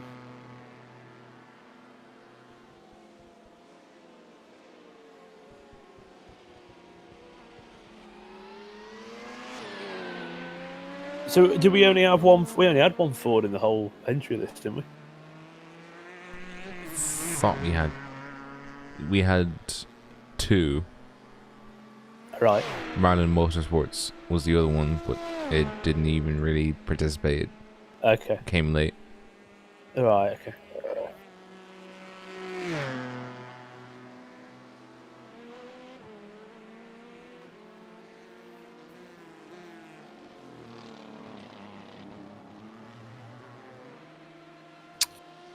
Interesting news. The gap between RNE and .exe looks like that's come down significantly.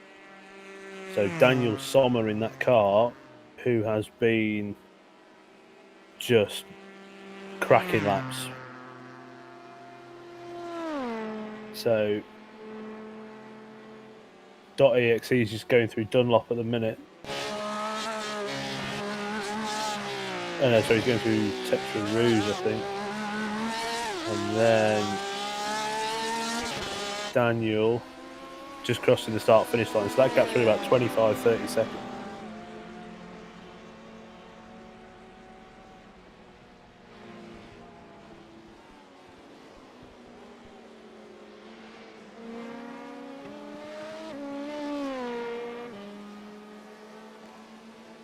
Considering that they were a lap apart. Yeah, that's pretty significant now.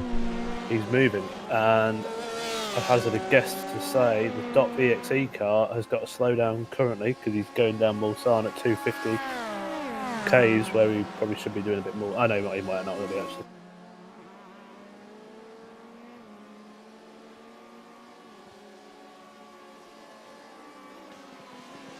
Pretty sure he has to slow down. He lifted off. Did he? Okay.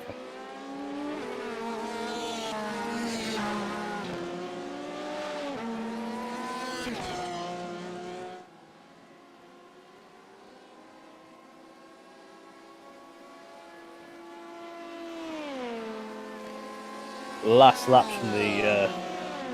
from Albust in that has been, so since he came out of his pits on 223, current lap 229. Oh, okay, someone's gone a bit wide, but there. Is 349 dead, 350 dead, 349 3, 349 5. Daniel Sommer in the R&E car, 47 7, 47 9, 47 8, 47 8. So putting in pretty consistent laps, yeah. Well, over those 4 laps there, he's taken 8 to 10 seconds out of him. And this is their quickest driver, I'd say. So they need to maximise what Daniel can do. But if I was in that team now, I know he probably doesn't want to, but Daniel needs to be staying in that car as long as possible. I think Daniel is their quickest driver. He certainly set the quickest time, and he's consistently quick. That's one thing that I think we've spoken about quite a bit, but consistency is key to this stuff. And if he's bashing in 47s, 48s, even into the 46s, he needs to be remaining in that car as long as possible to give them any sort of chance of sticking. Because .exes, I believe their quickest guy is potentially the guy that's in it. Mind you, Marius has done, they've only got two, haven't they? They're a two-man team. So Marius has set their quickest time of a 47.6, but obviously with Marius we have seen a little bit of lapse of concentration in regards to getting slowdowns and things. Mm-hmm. But it needs to be focused for those guys now. They need to be hitting marks. They need to be making sure they're doing everything they can. It's very easy to start looking in your mirrors and thinking, is the next set of lights that come out the corner going to be the guy that's going to try and take the position off you? And then as soon as you start racing like that, your consistency just goes down the toilet. Yeah, absolutely, it's over. You start driving in your mirrors rather than driving out your windscreen, and that is it's a very hard thing not to do, but you're going to start doing it. You're going to look at your relative. You're going to see the gap coming down. You're going to be paying more attention to that than making sure you're hitting your marks. You're going to be making a dent in that. You don't need to give him any more help to catch you up if he's quicker anyway. Then make sure you're doing everything you can possibly do. Let's see what sort of time Daniel does. He crosses the line, 47.9. So again, last 5 laps all in the high 47s. And I think we did say he definitely didn't take tyres. What was that? That's a car locking up. So Daniel's working the tyres really well on this car. So this is one thing with the management that's massive. Is making sure that you've still got a car come the end of your run that can do these sort of times. Yeah. Daniel's doing that in its extreme at the minute. He's not burning them out. Mind you, it's night time, the track is cold, so you don't need to be doing anything major to save the tyres, but, you know, it's still, even when you lose 20 or 30% on those tyres, braking zones can become a little bit trickier, the car can move around where you don't expect it to be moving around and things like that, so, and I'm guessing these tyres are something around between 60 and 80%, depending on how he's driven them. So it's not going to feel exactly the way it did when he left the pits, that's for sure. Could feel like it's in a bucket of bolts. It could be a bag of spanners he's driving around out there. Yeah. Feel like a bag of spaghetti being kicked around the car park, but he's still putting some really good times in. 47.9 last time, 47.8, 47.8, 47.9, 47.7. I mean, that is the last 5 laps have been within 2 tenths of each other. Yeah, and crucially faster than .exe. Yeah, exactly. And, you know, he's well over a second quicker. It's if you go with Albert's car, he's right on the limiter. Can you hear that? Have you noticed that? So Albrecht's. Yeah. So if you go on Albert's car, he's absolutely pinging that off the limiter at the end of the straight, and he's got no draft. So I mean, in this game of mechanical failures we seem to be having a car that's bouncing off the limiter at the end of the straights might come into it as well. Mm-hmm. Oh well, I mean, especially if they're continuously banging it off. Right, it is. It's absolutely screaming. It's all blue across his dash at the end of the straight. So we'll see what he does on Mulsanne.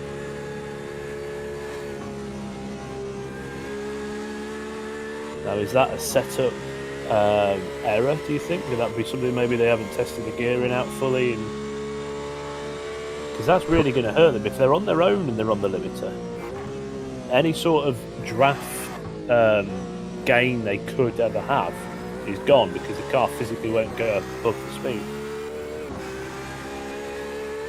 they probably might have set it up to be on its own. If you get what I mean.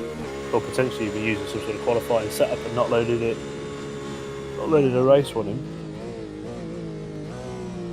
Could be, yeah. Could be multiple other things. It just really depends on how they set it up and how they want to run it. I mean, they know something that nobody else does, and that's by bouncing it off the limiter at the end of this race. You're actually going to be gaining more. Let's see what sort of time, or let's see what sort of speed he's got at the end of Mulsanne. See how much difference it is. Bear in mind the car is slightly damaged anyway.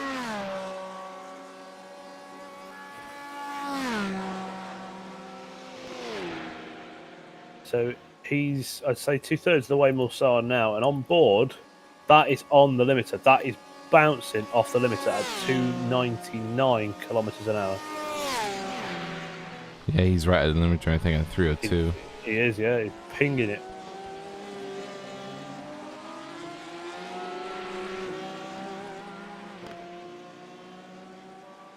Wow. Last lap from him, 3:48 dead. R&E, last lap, 46.9. So he's within 2/10 of his quickest time. 2 stint old tyres. Yeah, Daniel's the man out there. Yeah, Daniel's just pushing it hard. Dan is the man. He's a guy I'd like to have on my team for a few races, that's for sure. He's at 3:04 as he comes into the braking zone into the first part of Mulsanne. That's a substantial amount of speed. Probably also not bouncing it as much off the limiter. Well, yeah, I mean, they either know something that no one else does, or it's a mistake and it's costing them, but it doesn't seem to be costing them at all, really. It's, they're still getting good speed on the straights, 3:02, even though the car is, to use your phrase, slightly banjaxed, I think. Yeah, so rear, got some fairly heavy rear damage and rear wing damage.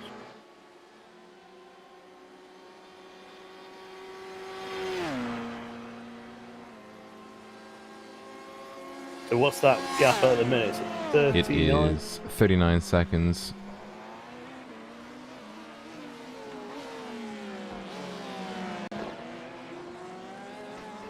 Being passed by Jim's Racing, who are trying to get back up to the rear end of the LMP1 field before the race is over, really. They're going to have a massive job to do there. They've got to try and find 22 laps. Might be a bridge too far, but we wish them all the best of luck, of course. Oh, we'll see. Oh, that's the odds, isn't it? That's the 2 Aussies, is it? It is indeed the 2 Aussies, yeah. You have a little yawn there. It's getting to you now, is it? Yeah, kind of. Kind of, yeah. When do you start thinking, I know to drink something a little bit with more kick to it than sugar, than tea or water or whatever you were drinking earlier? I'm still on water, really, at the moment. Body's a temple and all that. Mm-hmm. Tell that to my empty can of Monster.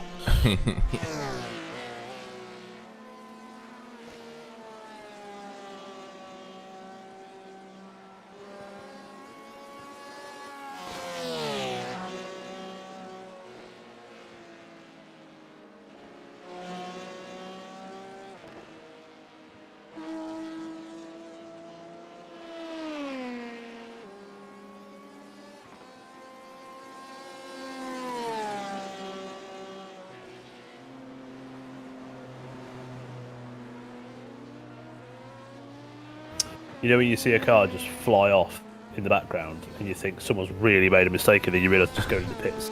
Yeah, I've had it a few times during the night stream, just being like, something substantial's happening. You go, oh no, he's just going. No, he's just chilling in the pits. He's just doing what he needs to be doing. It's fine.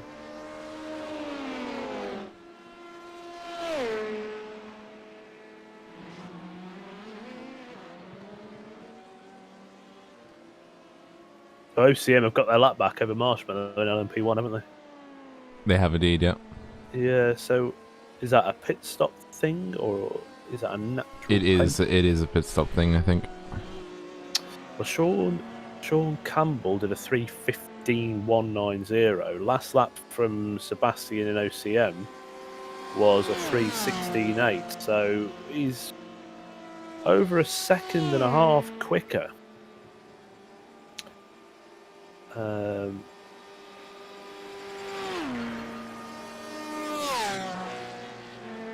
Yeah, if he just tries to keep the car straight and narrow and just tries and catches as much time as he can back up, it could be with a winning shot here, but as it is right now, well, they'll have to lap themselves, so. To lap themselves and get that lap back then. So, I mean, even though it says it's 1 lap down, you never are 1 lap down. You're really 2, aren't you? Because you've got to get whatever. You've got to get to past that car and then put a lap on them. Yeah, because Marshmallow is just coming through Basson now, and OCM is just on the in the pits actually. In the pits. So this will be. So Marshmallow is Porsche curves exiting. They're going to be going past OCM any second now.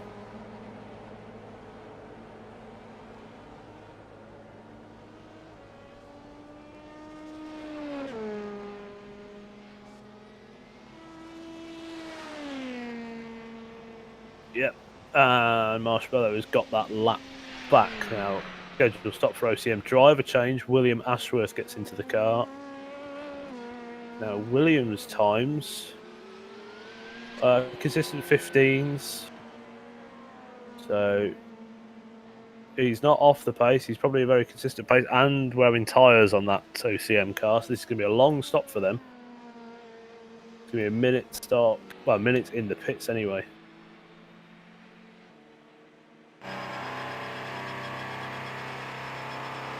OCM's coming out of the pits now. So Marshmallow have just gone through Tetra Rouge. I think they're a bit further than that. I think they're just coming out. OCM span it. OCM span it. It's cold tyres. He's good. He's facing the right way again now. So OCM had a bit of a moment there coming into the first part of the chicane on the. He's good. He's good. He's all right. that was a big slide. Yeah, that was a clenched moment. That was. Ah, look at that. That's a good 10 pointer. That is. If he was in the Formula Drift Championship, I'm sure he would have won some form of box of chocolates. Because that's all the LMP1 drivers will get. Yeah.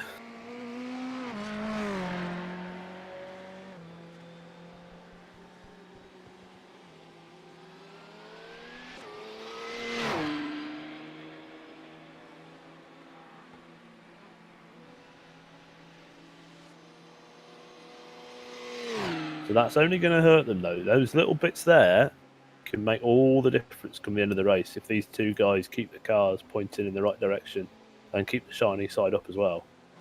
Those little bits like that can be the stuff that costs you. Well, that's the main thing, isn't it? They'll have to keep it pointing in the right direction as much as they can. Yeah, exactly. We've got how long we got left of the race now? We're coming up on 15 hours and 40 minutes gone, so 8 hours and 40-ish minutes.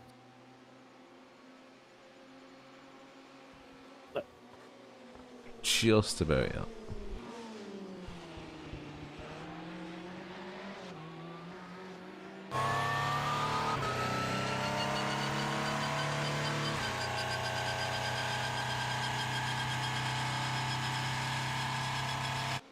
And when are you getting your second commentator back? Probably at 8 p.m. But the Americans are coming in at some stage. Whenever they are coming in.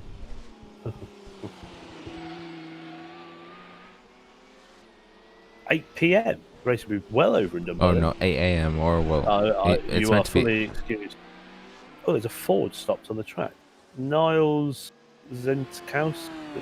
That's will not even begin. That's the ZD car. He is stopped on the exit of Arnage. He's got it going again now. So I wonder what that was. I wonder if. That is either a. How long was he stopped for? The engine. He stopped the engine. It's a book. Stop the engine. He had to replug his pedals. Okay. We could have had a little prize draw on that. It could have been hardware failure. It could have been phone call. Probably not phone call, a bit early for that. Or, obviously, the far more sinister one is got to take a leak and you're the only driver that's around.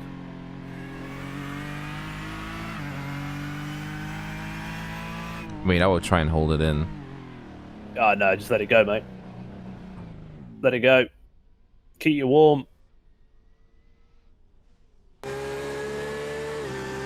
I wonder, and a genuine question, I wonder if there's ever been a sim racer out there that has done that. That has done what? Parked the car and taken the whiz and gotten going again. No, I mean keeping the wheels turning and taking a whiz. More than likely. The thought just brings me horribleness. But, end of the day, I presume that it's definitely happened in real racing. I think I watched the thing with Derek Bell saying about how he had to get in a puddle of wee left by somebody.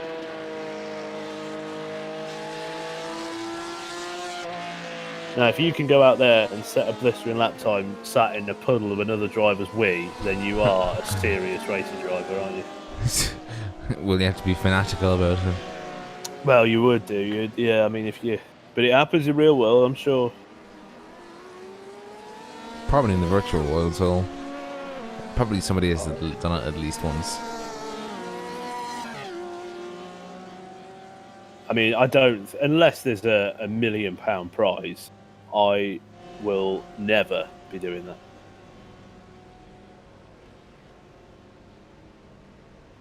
Yeah, but I mean, it's the equivalent of saying, "Oh, I wouldn't, hit myself for $1,000, or I'd hit myself for 10K or whatever." Easily done.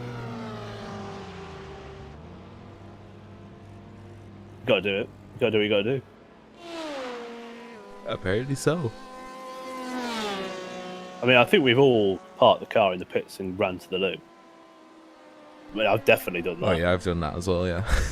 Yeah, we've all done that. Scrabbling back to your chair, trying to do your fly up. We've all been there.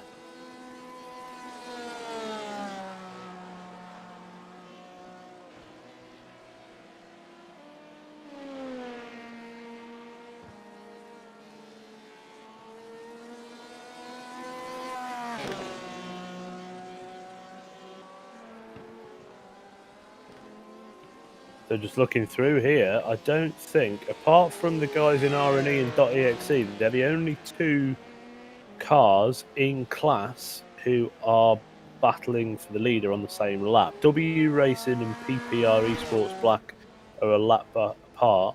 Marshmallow is now only 2.5 minutes behind OCM.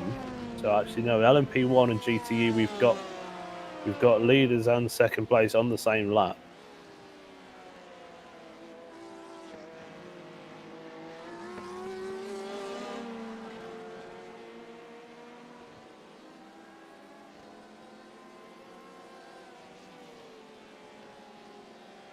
And these are our friends who had a new engine, new rear wing at the back. It's been taken off by an LMP2 and still out there having a go. That's what we like. Yeah, that's the only way you can really do it, Never keep going. Just keep going. Keep ploughing.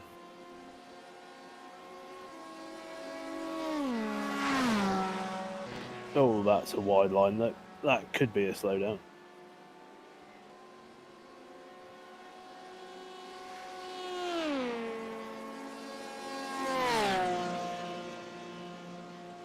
Could or should?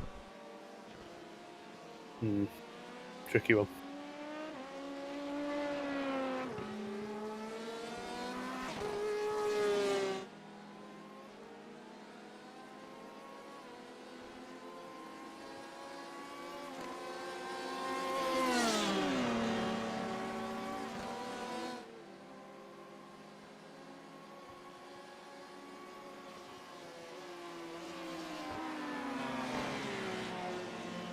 Scuderia Racing McRacepace and Project Dynamic 1 both on the same lap. What's the gap between those two guys in LMP2? So I think they're not too far away from each other on track, you know. In fact,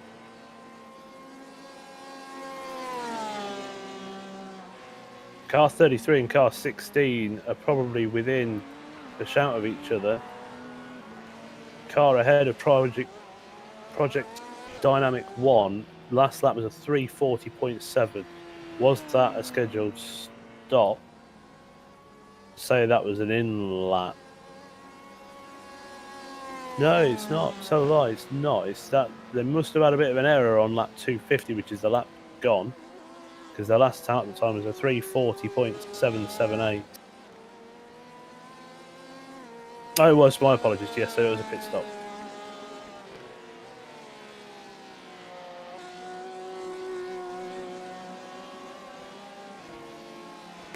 Oh, we got a car off.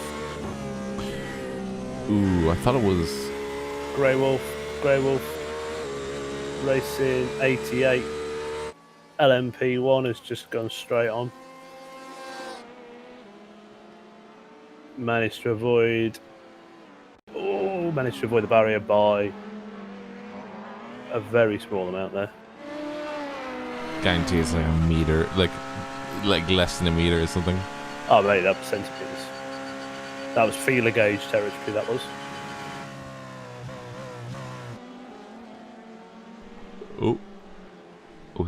He down.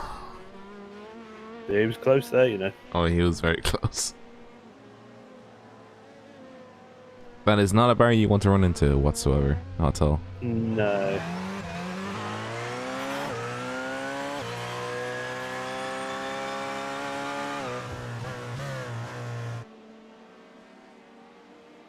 So this battle here between 4th and 5th place in LMP2, Elliot Huffman and John Tyndall. What's the gap there, Rob? Can you see on your wizardry? Which teams? This is Project Dynamic 1 and Scuderia Racing McRacepace. It is 7.3 seconds. So potentially got a change for 4th place in LMP2.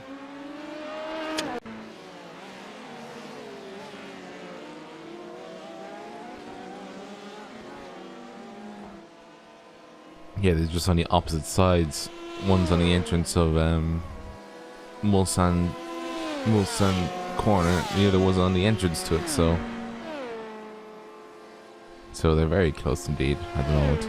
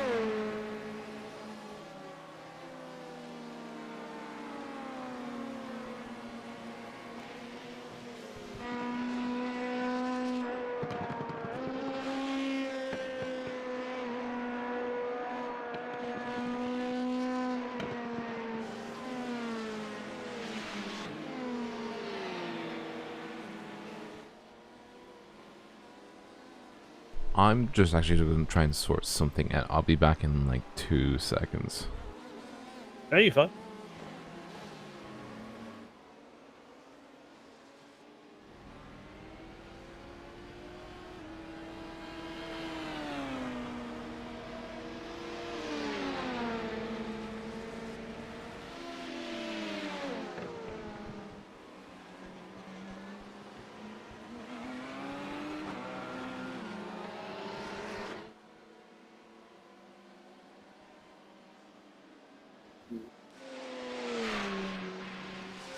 Very interestingly here, the car for this battle in LMP2 that we're looking at here between Project Dynamic 1 and Scuderia Racing at Raceways Green.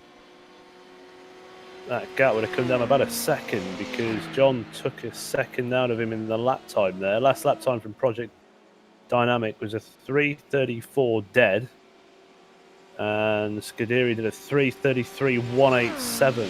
So, you know, about 8/10 of a second that gap's going to come down by. A few more of those, and we're going to see John on the back of Elliot. Elliot is just coming on to the second part of Mulsanne. Scuderia.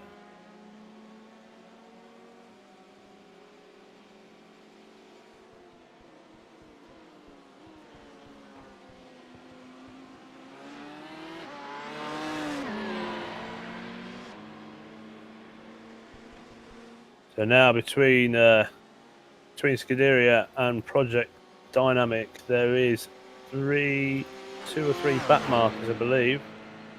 1, 2, 3. So they've got the LMP1 of Indy Autosports White, who's I'm sure just going to pass both of them. But then they've got V10R Esports, who is 3 laps behind these two.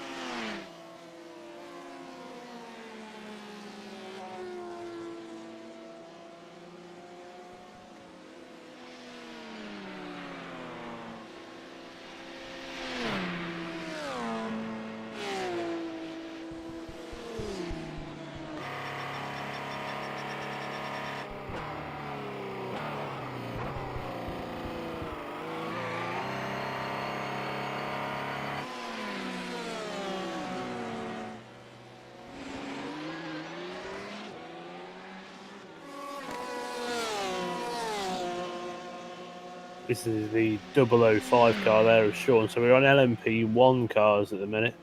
And this is the difference between OCM and Marshmallow Racing LMP1. Now, they are 2.5 minutes behind at Stripe, I believe. So, and they are currently bringing that gap down, Sean, is because he's just took 1/10.5 out of the OCM car. He's gone round. OCM car's gone round the outside in the Porsche curves of a slower class, and that is the CCTS car, I believe, there, who has got another lap back on the 2 leaders of GTE.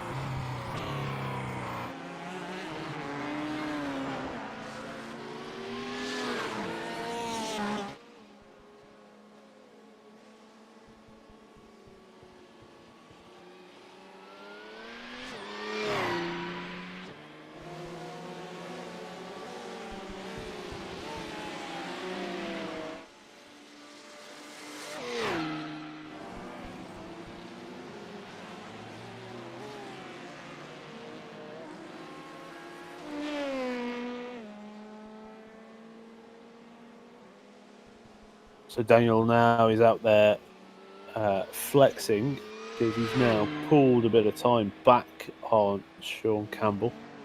So first and second LMP1, the gap's now 2 minutes 34 and 0.8. So bit of time pulled back there. Whatever gain Shaw managed to get on the previous lap is gone.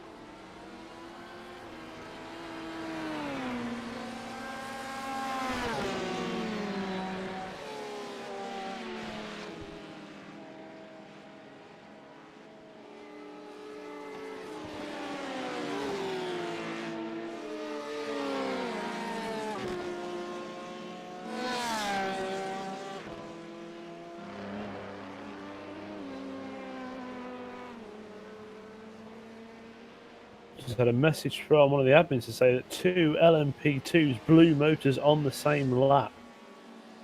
I'm not too sure what these cars were. There are 2 cars.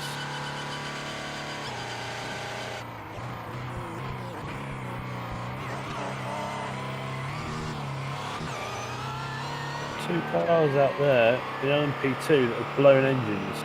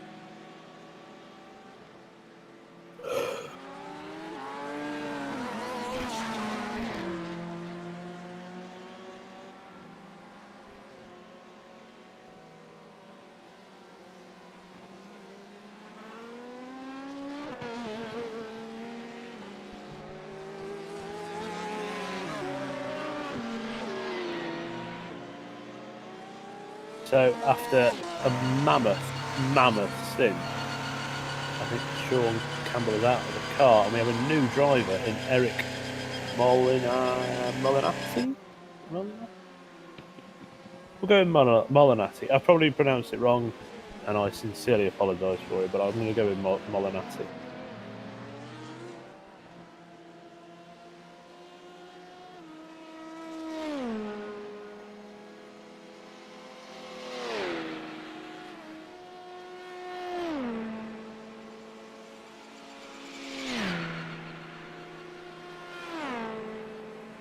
Let's see what sort of time Eric can do in that car.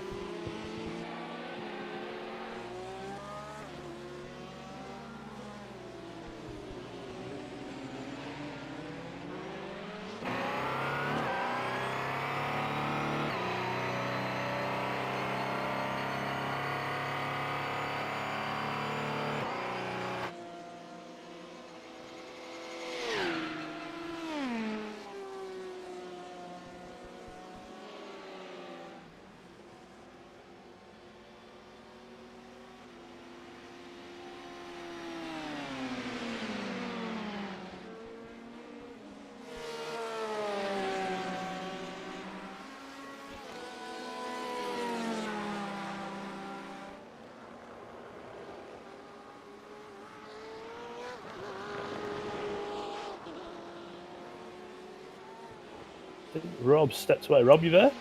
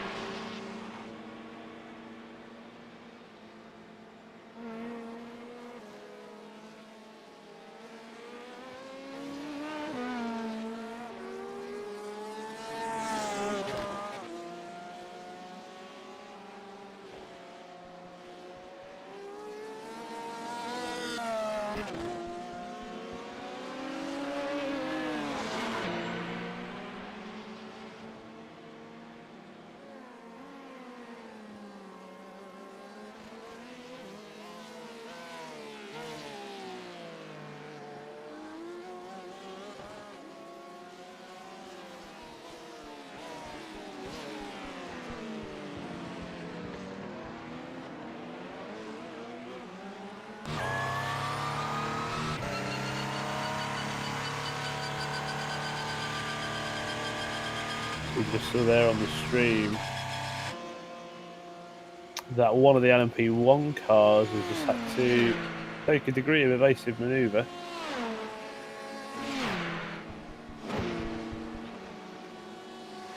And that's behind the wheel motorsports in P3. Just had to do a bit of evasive action there to miss a GTE car that's rejoining after a small off.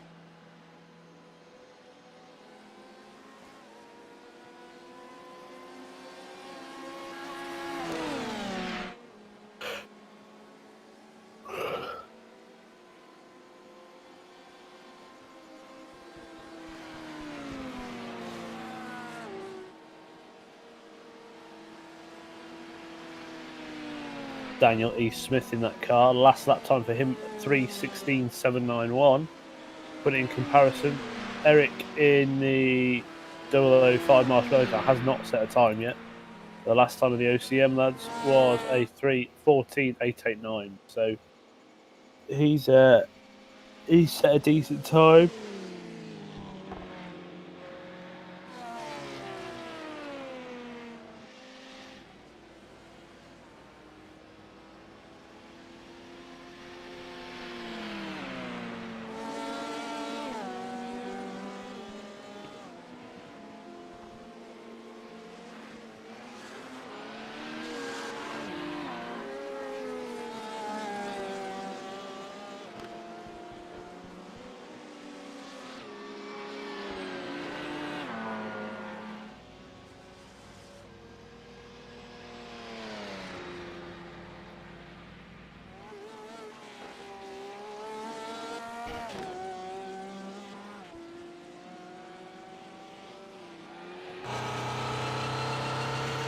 $3:13.273 was William Ashworth's last time in LMP1 for OCM.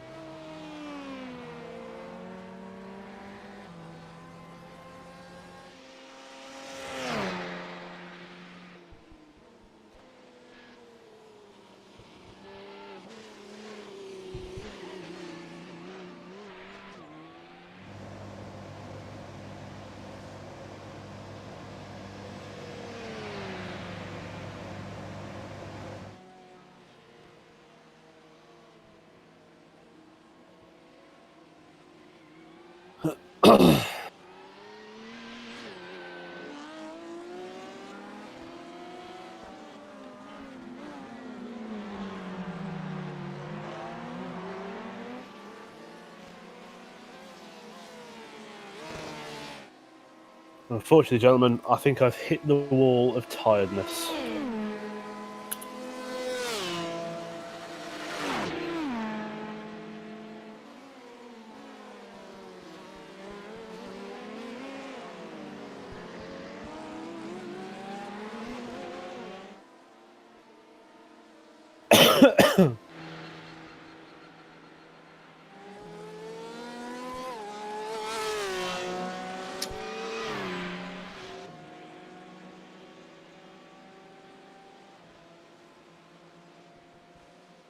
So, Manuel, the amount of cars that are still on track.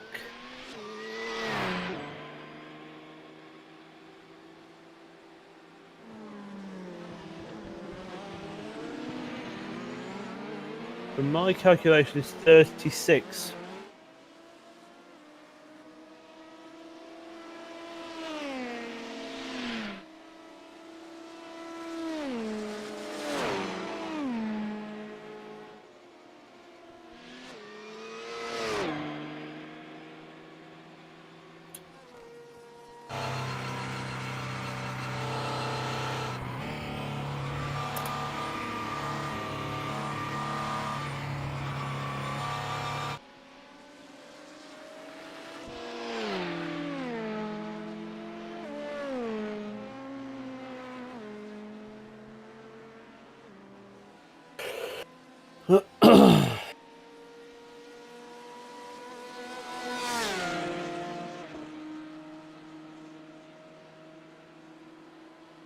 Right, gentlemen.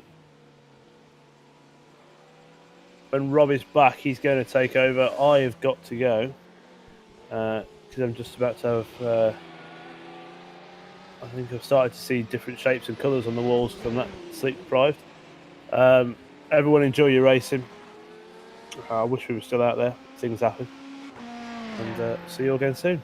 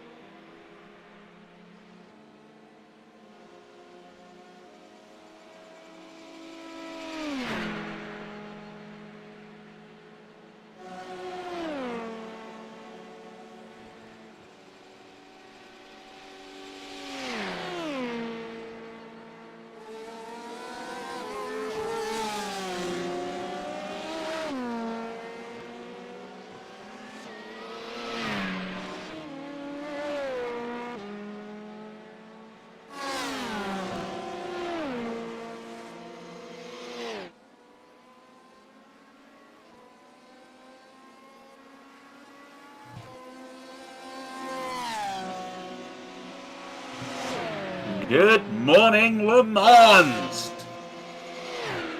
Is Rob still awake?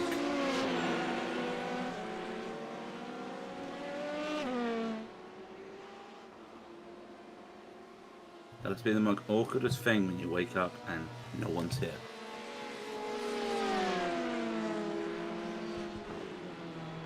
How is everybody doing this morning?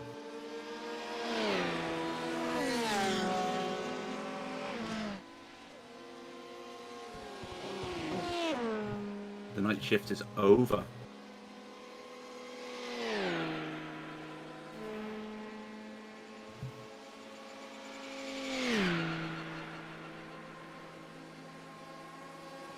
So let's get the ball rolling for the morning and the rest of the race.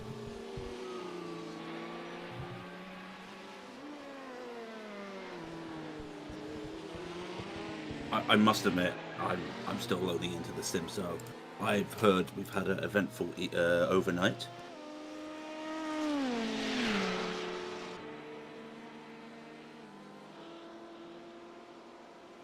And no, I'm not being quiet because of my voice. I haven't only just woken up in the last hour.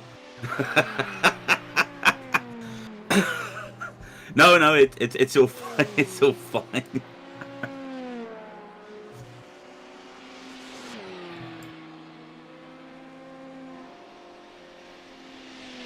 Although I'm not gonna lie, my whole plan was to come in here, shout "Good morning, LeMans" and make Rob wake up, but that didn't happen.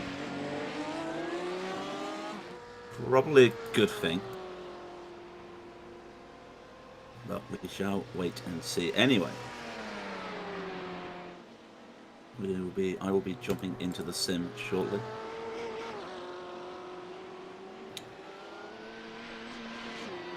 Now I don't think we'll be able to show any ZD Motorsports at the moment.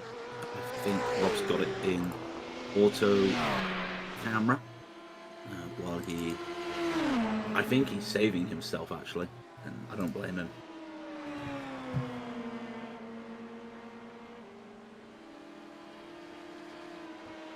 I think it's safe to say that many people know that he's been awake now for, well, he was up early in the morning yesterday, preparing everything, and things happened. So he's doing nothing but this. So I mean, somebody needs to give him a beer or something. He does need it, if you ask me. So I will load into the sim. And we will somehow have a good end to the race.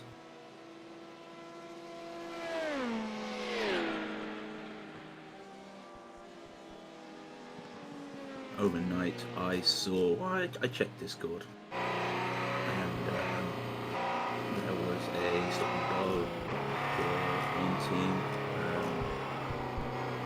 getting some more discussions on other things that happened.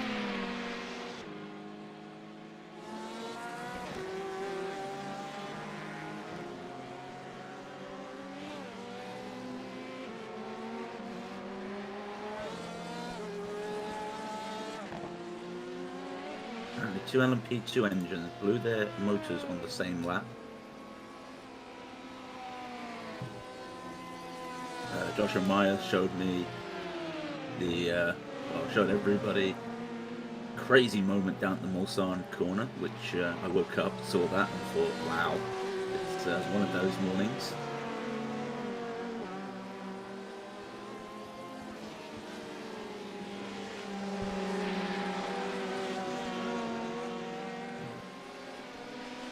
As well as other things that have been going on.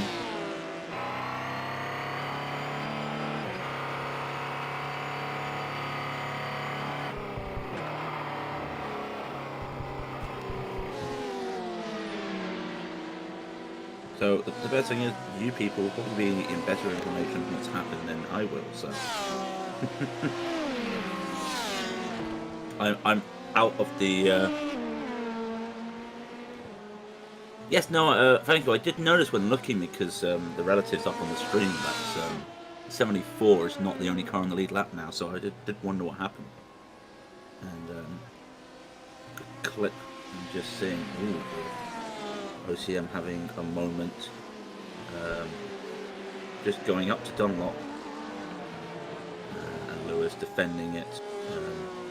People were saying that OCM were a bit aggressive, but OCM there, in my opinion, on the thing on Discord, didn't really have anywhere to go.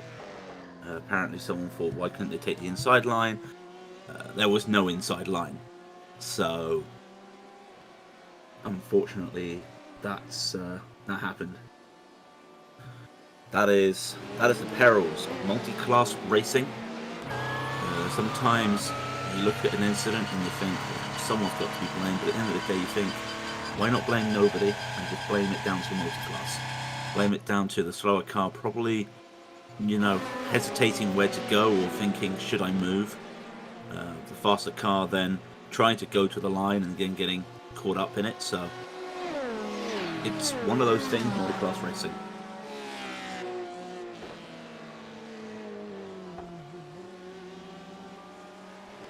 If I come back to the sim and Purple Snake are like three laps ahead of everybody now, I don't know. I'll have some words for it, but I think I had a dream or a vision overnight that when that Purple Snake had some wing damage or something that was still like slowly going through the field. It's still winning, but like losing its lead, but I don't think that would have happened. So I'd be very surprised if I'm brutally honest.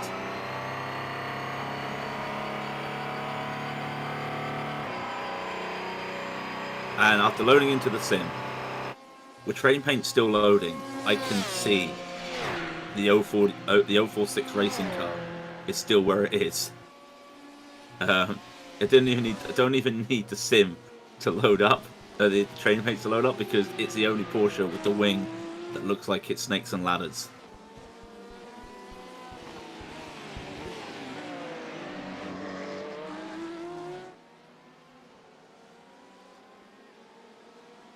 Everything's loading up for me, so just please give me a couple seconds and I'll just give people a quick update.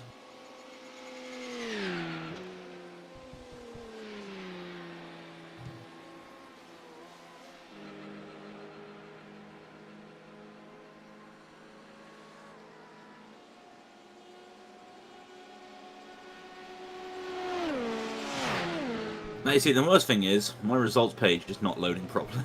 It is not showing me who's in the lead. That's concerning.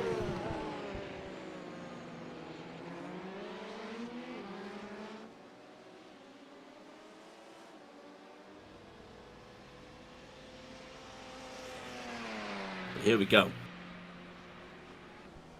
With OCM Racing in the lead still.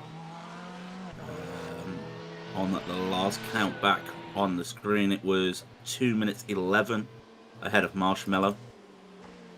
Then behind the wheel, Motorsports in P3 and V10R has gone down into P4. And of course, Alpha Corsa in 5th, Grey Wall Typhoon in 6th, and Indy Autosports White in 7th. Jim's Racing took a break. They had some issues. I took a break early into the night, or would have been nighttime for them. I would have thought early morning. So they are now back out. They're currently in 8th in the class, but they are 38 laps down. And then I think really nobody else. PPR Academy Gold, yeah, everybody else has parked it. PPR Academy Gold parked it 138 laps ago. The 853 Foundation, they parked it. Reasons we don't need to discuss. So with the HPDs, it's still PPR Esports Black leading the way. A lap ahead, but let's do it W Racing, and then a couple laps behind them is Stage 1 Yellow, in 3rd, and then Project Dynamic 1 in 4th. It looks like they're in a small battle with Stage 1 Racing. I say small, the gap's probably about a minute, but pit stops and everything can do that out. And well, when I said I had a dream about Purple Snake, I didn't actually think it would be true. I will try, or if somebody can give me the information, but the leaders for so long, Purple Snake Racing crashed out. So .exe are leading the field, 2 laps ahead of CCTS Esports, with V10R Esports in 3rd, and Theta BR Sim Sports in 4th, and Grey Wolf Typha in 5th. To quote the number 18 car, "Holy cow, Racing! I did not expect Purple Snake." Now, I did not dream that to be, I want them to crash. No. It was just me just thinking there was some drama happening, but apparently by the looks of it, I was probably dreaming what was really happening, because I did not expect Purple Snake to have a moment. So I won't be able to see it, unfortunately, but who was in the car at the time? It was Kamil Staszynski. Somebody will probably let me know what happened, but shocked.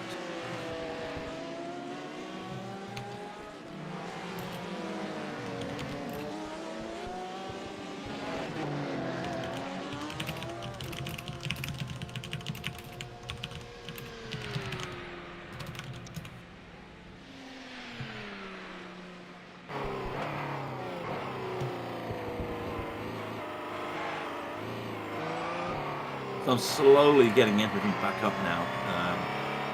I see the gaps and everything once cap flows, everyone knows. So once people start crossing the line, I get to see gaps and everything. So just waiting for that to happen, as well as waiting for the training paints to finally fully load. Despite I've got an idea of what car is what when I click on it, so it's not too bad. But such is the nature of the race.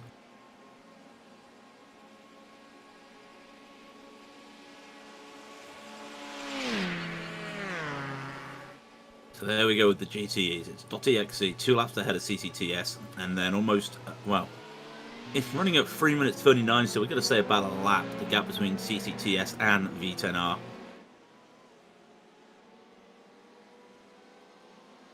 But the battle for P3, now this might be fuel reasons, but the battle for P3 is a 10-second gap between the 26th of V10R Esports 3 and Nikolai Frayne in the Theta BR Sim Sports. Now, someone tell me if I pronounced that right. I'm just going to be so happy. 8 seconds is the gap now, and I don't know if there's any pit stops. Again, I can't see the pit stop window. Intense typing in the background. Unfortunately, this microphone is fantastic. It's also very sensitive. And they put foam on the base, so to stop any like that type of noise. Fortunately, you put mechanical keyboard right next to it, and there you can hear everything. And I've just spammed so many buttons. I don't know what I've just done to YouTube. There we go. It's fine.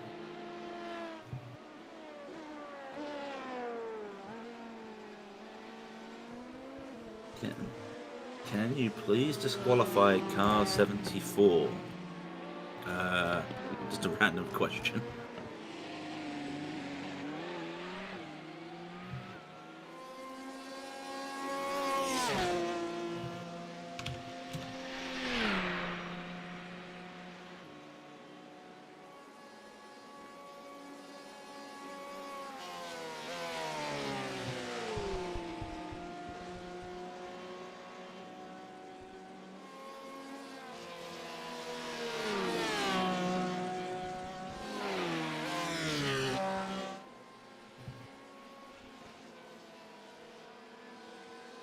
I must have just missed it. I apologise. I will try and look back at it myself, but unfortunately I'm just getting a lot of blinking, so I cannot see.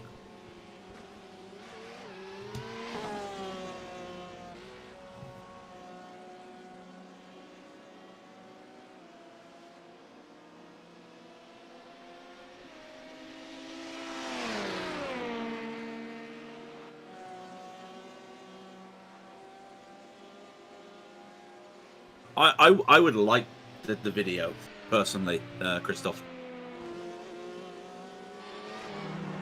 It's one of those things that I can't see at the moment, and with Rob out for the count for the moment and just taking a well-deserved break, and I mean a well-deserved break. I'm running one man here at the moment and using the help of everybody around to tell me stuff.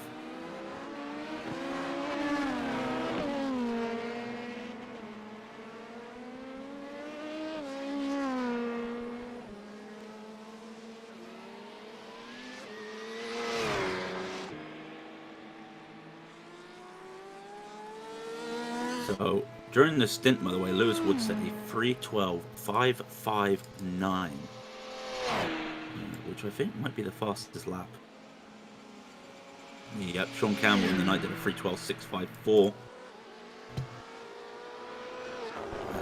And the motorsports at 3:12.233. James Armstrong did the fastest lap. I apologise. Unless anybody else has done it. Can anybody beat that? No. So I think, yeah, there we go. I think that settles it. The fastest lap, yeah, it was definitely in the hands of the E10R Esports. Okay, so an update from Purple Snake. They lost it in the right hand before Turk Rouge. They realised the Turk Rouge, or Esses de Turk Rouge, as it's called. They hit the barrier a couple of times after the incident. Ooh, oh, okay. So, by the sound of it, they had hit the wall at around Virage de Tête Rouge. Had a mistake. Probably had steering damage. Tried to get it back because it would have been quicker than going for a tow. And just caught it in 25 minutes of repairs and decided to give up. That's a shame. That's a shame. 25 minutes. Would have put them a couple laps down. So, not a couple laps down. I'm just trying to work it out. I can't do maths. That would have put them 7 laps down, maybe 8 laps, and they were 2 laps ahead of everybody, so they would have been 5 laps down. Oof. Yeah. I can see why they decided to call it.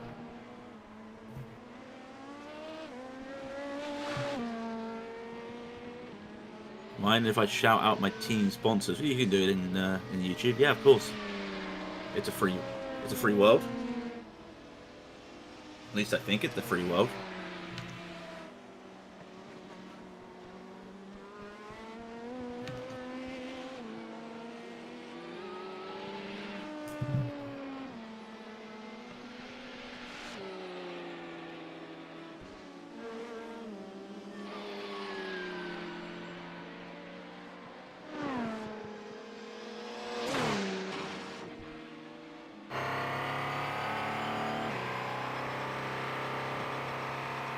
Now, a battle for P3 running back with Veta and V10.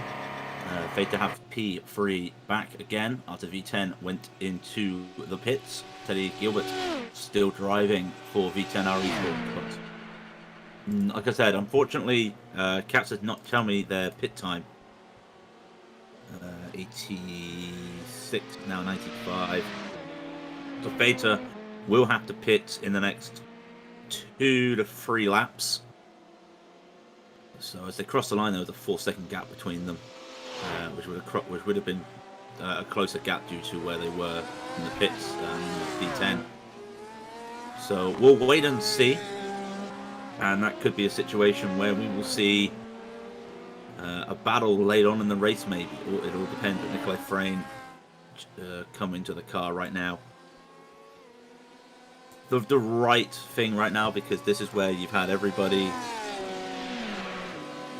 Yeah, everybody now doing the night shift. You know, the graveyard shift is over, handed over, and in theory, this is one of those situations where you think to yourself, well, now we've got through the night. There's 4.5 hours left. Don't race. just finish. That is literally some of the discussion right now. And I have the video now. Thank you, Christoph. I will do the weird thing because I have the weirdest internet in the world and load up my phone to look at this video.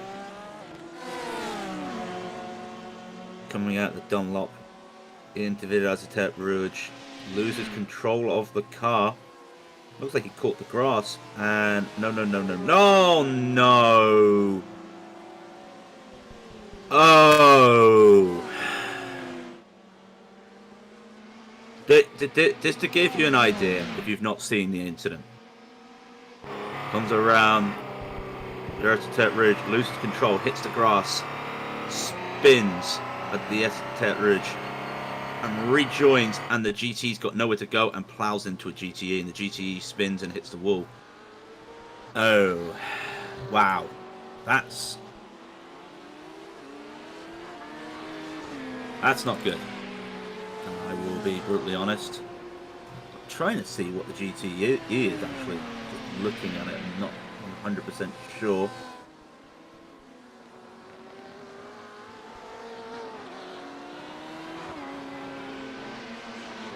Oh, that's a paint cut. That's not R&E, is it? I think that's R&E. Looking at damage thing, that would suggest to me it's R&E.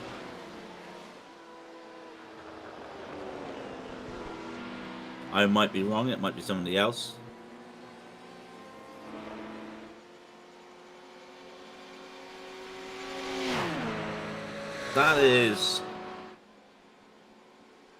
That's not a place. The Alpha course to LMP1. Yeah, okay, no, I was just looking at the GTE that got hit. I think that's the R&E Team Red.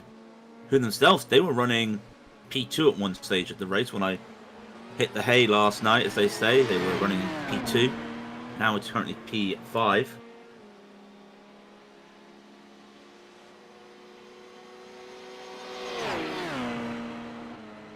I'm curious, has that been any damage then to the OCM? No. What? How? I'd love to know how they have no damage. After that, that's... You know, so sometimes iRacing giveth, sometimes iRacing taketh away, so you just accept it, I think.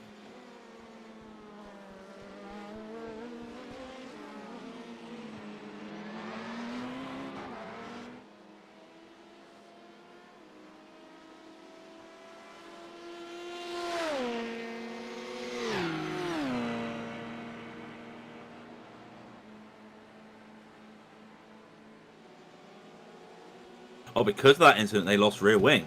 Oh, what, OCM? No, you're talking. Oh, you're talking about your team. Sorry. You're talking about Alpha.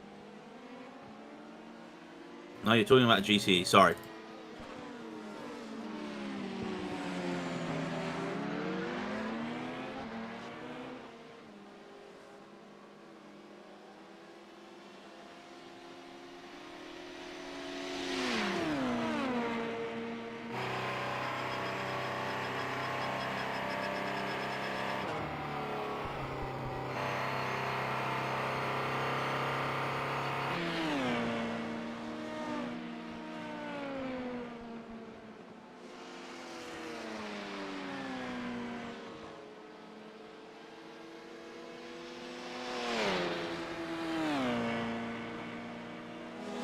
Everything is slowly loading, so I'm getting there. My training paints have decided to like say no for like the second time, it feels like. That would be a shame. What have I done to deserve this training? Oh, I'm on the worst internet in the world, that's why. Oh, right. Oh, I'm with you. So that was the incident that they had that caused them to lose. Right, got you. I understand everything now.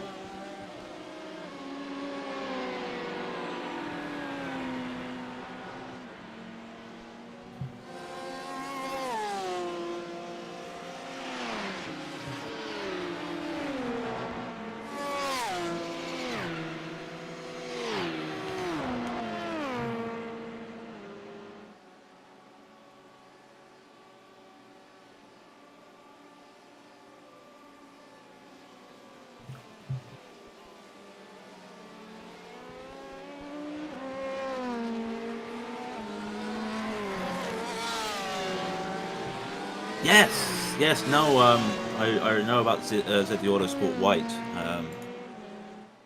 Unfortunately, I'm guessing just due to just decided to just take it, park the car. I remember the fatigue and the health issues, so I do remember that. Unfortunately, with the Autosport.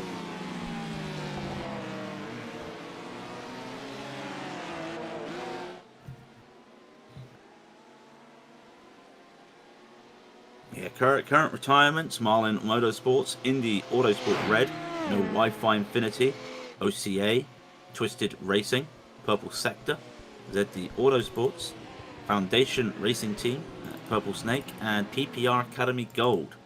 Everybody else is still going.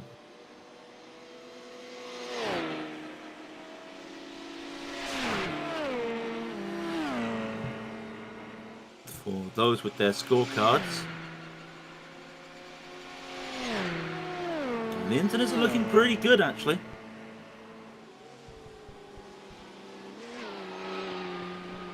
But if I am an honest person, the 19, the ZD Autosport GTE, they are close to drive-through. But everyone's been doing really well with incidents. It's been a interesting an interesting start to the evening, I think, more than anything. So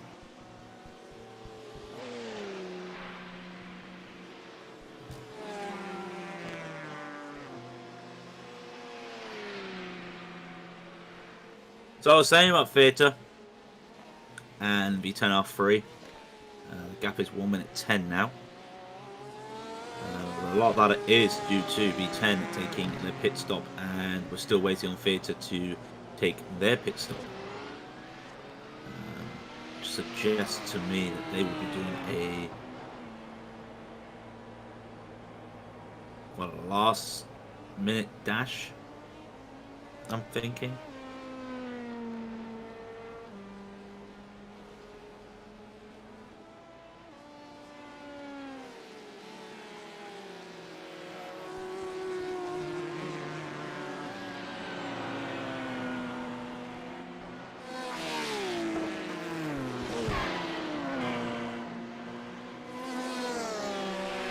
I think it's safe to say, unfortunately, I don't think I will be getting my training paints loaded up for a while.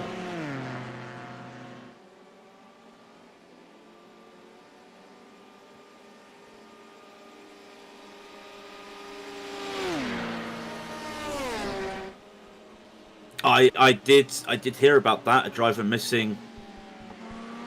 I apologize. My apologies. My internet is going berserk right now.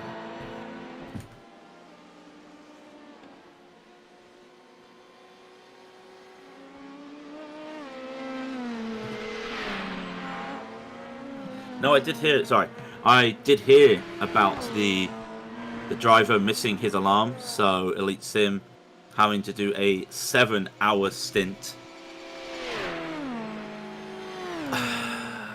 I wouldn't even know where to begin with that, if I'm brutally honest. But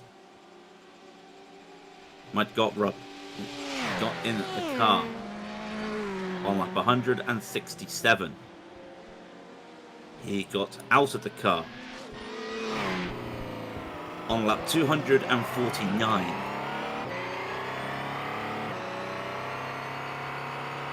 That's 80 laps around Le Mans in a GTE. So it would sound better if it was 80 laps in an LMP1. Almost sound plausible 80 laps in a LMP2, but 80 laps in a GTE.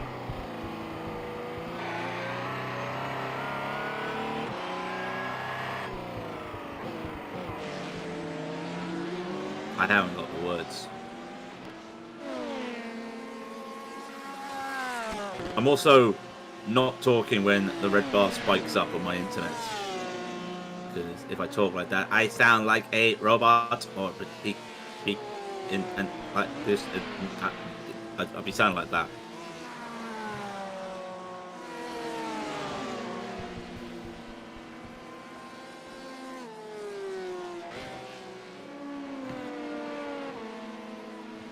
I will say it was the Elite Simsport was the car I wanted Rob to look at overnight, because I did like the wacky design on it.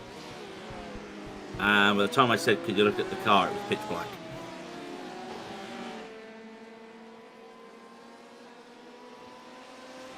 So, don't think you'll be able to see the what's happening at the moment. But, well, that was the 116. So you had the 10. You had Alpha Corsa trying to get around the Elite Sim Sports car. And behind him was the lapped in the Autosport White.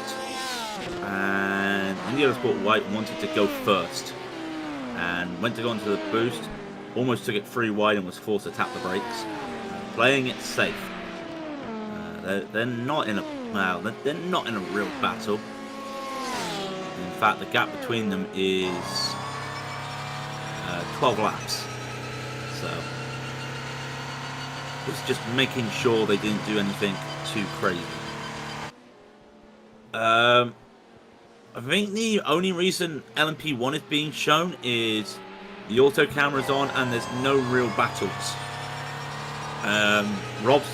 I believe Rob had to throw in the white towel while I was preparing to wake up. Poor Rob's been awake now. Well, would have been awake for almost a whole 24 hours at this stage. So the poor man needs a break, a well-earned break.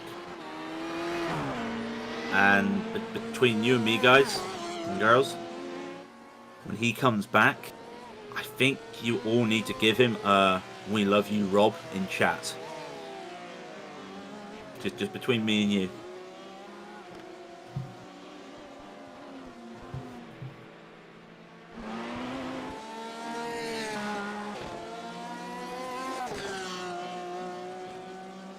Oh, the Indy Autosport's just gone off at Indy. Sorry, Indy Autosports has just gone off at Indy. Oh, the brakes, they do not work, and just ran wide. Didn't manage to get it slowed down before anything else. So not too bad.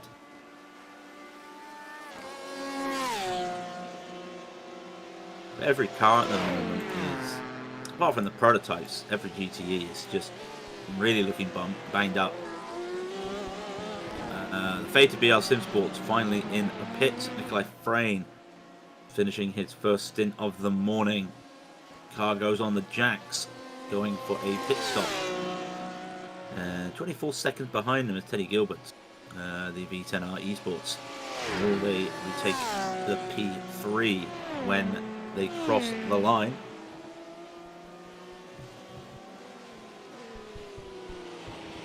I guess I could radio this, you know.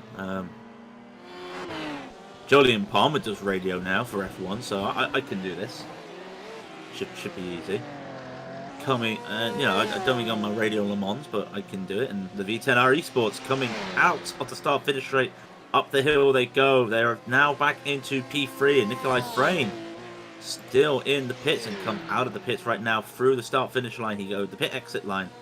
It's going to be 9.5, 10 seconds there as they're coming out, coming up the hill now. So that's your battle for P3, and we'll be keeping an eye on it. I'm trying to like trying to Hindi it, but I can't. I'm not as good as the proper commentator. I've let my family down.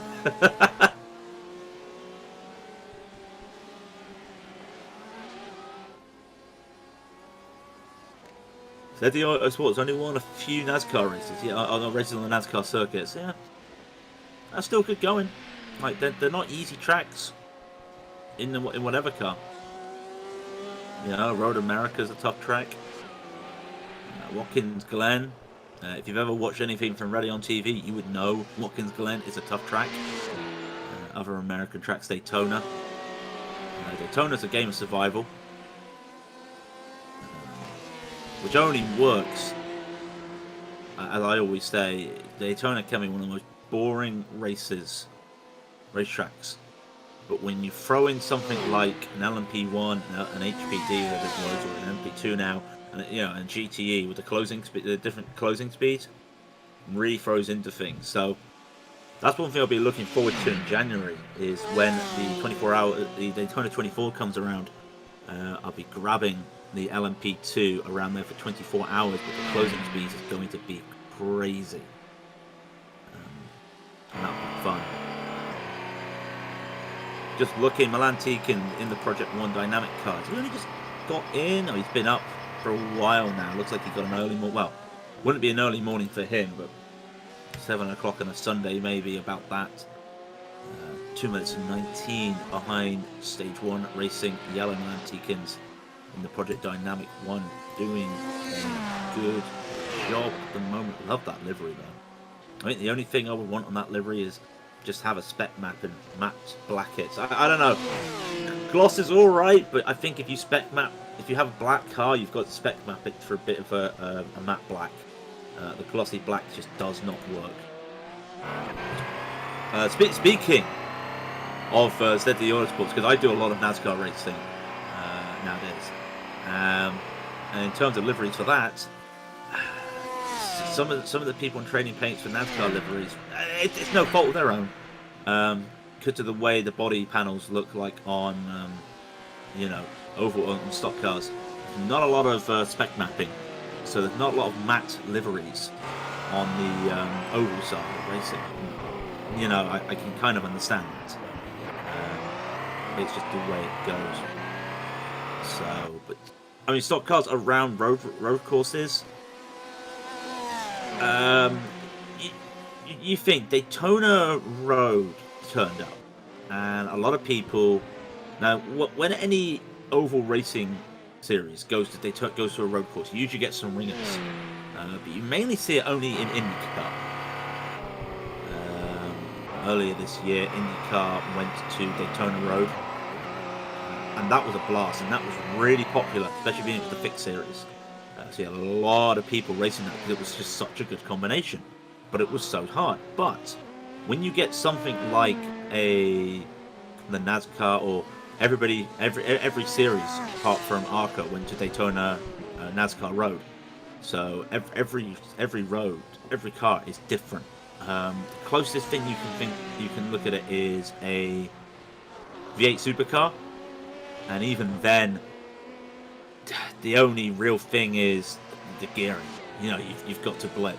You can't let the back wheels rumble and that or bounce, and that is probably the challenges when you come to using a stock car around a road course. You can't take corners flat out, and you have to blip to make sure you don't have the wheels bounce.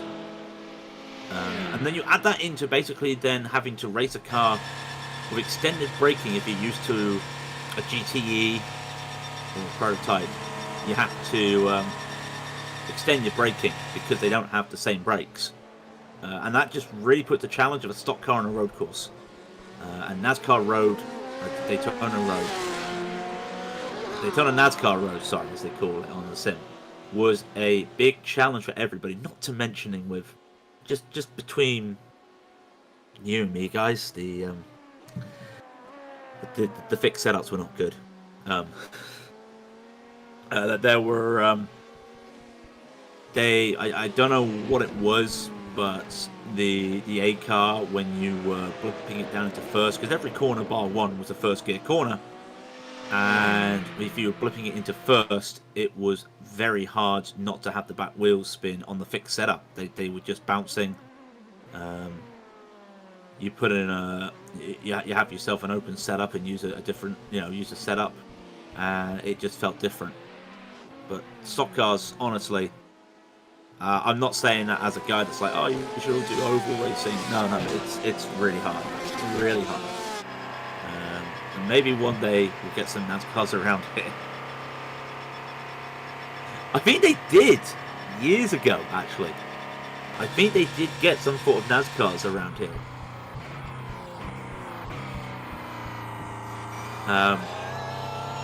Yeah, I'm sure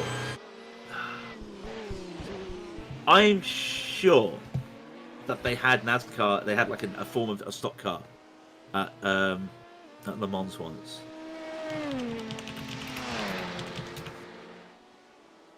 Yeah. Okay, yeah. 1976. And there's actually an article on the Le Mans website about this. 1976. They brought in.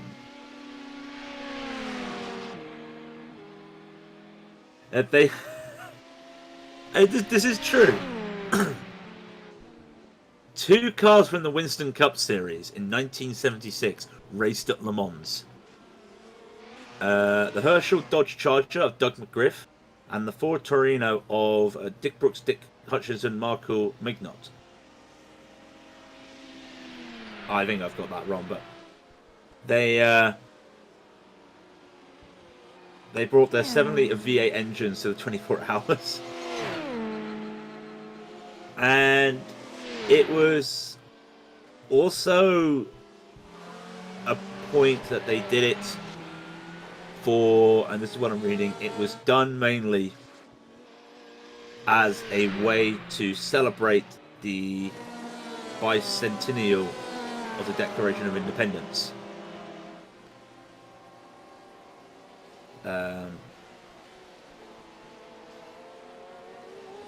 And then there was an alliance between the two countries in 1778, so a little bit early to celebrate that, but it was mainly a celebration of the bicentennial of Declaration of Independence. And there is a photo. I will probably put it for people in the Discord if anyone's interested. I must be honest, because there's a nice photo of the. I think that's the Dodge.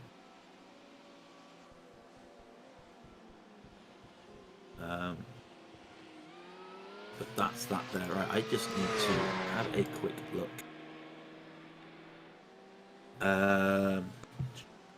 Car 26 decides to unlap itself by ramming people off the track. Where is car 26? Who is car 26? Why is car 26?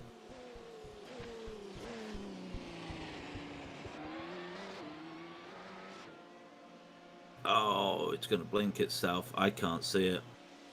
Okay. That's a shame.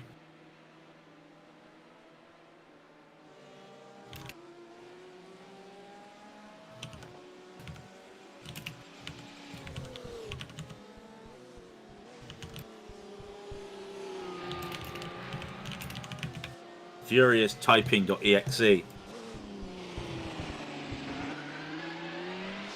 The gap is 4.4 seconds. Fate to have been really driving the socks off this little Porsche with a bent wing.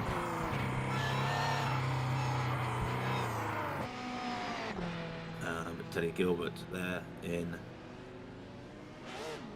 apparently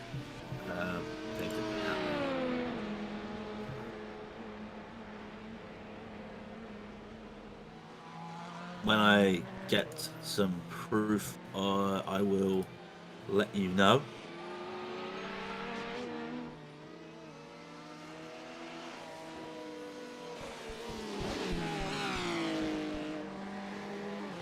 One of the things I just want to talk. One of the things about that 1976 race, we were talking about at Le Mans, that had the NASCARs in it, the Winston Cup Series cars in it. They also had 4 IMSA cars racing, and they were technically private entrants. The winning class at that was Tom Vore led team in a Porsche 911.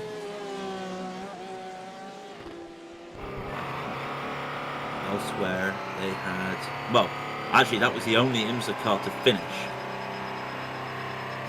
They had Diego Felbus Racing from Puerto Rico in a Porsche 911. You had IMSA itself, with Greenwood Corvettes, brought a Corvette Stingray. They did not finish after 5 hours of fuel cell incidents. And then the second car, which was M. Kaiser for IMSA, in a Chevrolet Monza. Chevrolet Monza, that is the name of a car I have not heard in years. A Chevrolet Monza. And they had to retire 3 hours into the race due to transmission. It will not surprise you that Herschel McGriff and Doug McGriff, their Dodge Hemi had an oil leak 2 hours into the race. That was one of the NASCARs, and the one driven by Dick Brooks, Dick Hutchison, and Marcel Mignot, they lasted 11 hours in a Ford Torino, and they had transmission issues.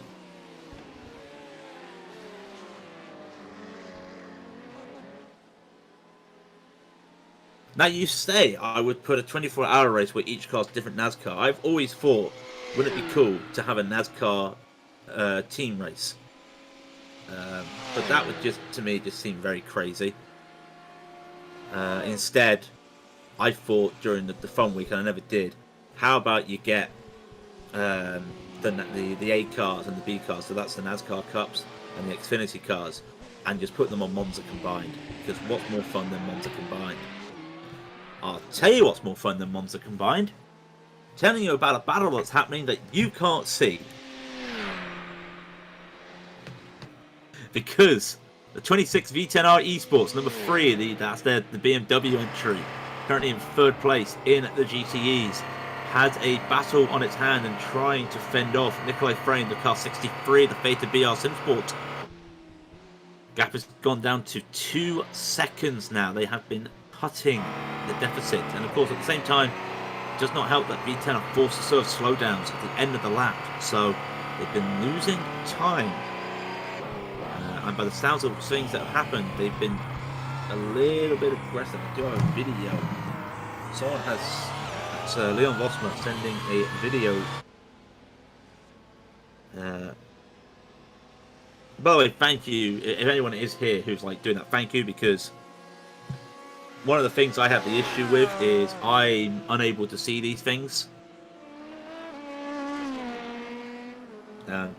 Just due to not there, so I will have a look. Ooh, that's okay. So that is coming down to the Ford chicane, and Teddy Gilbert there, just by the looks of it, brakes late and tries to make a late move and taps the back of the Porsche.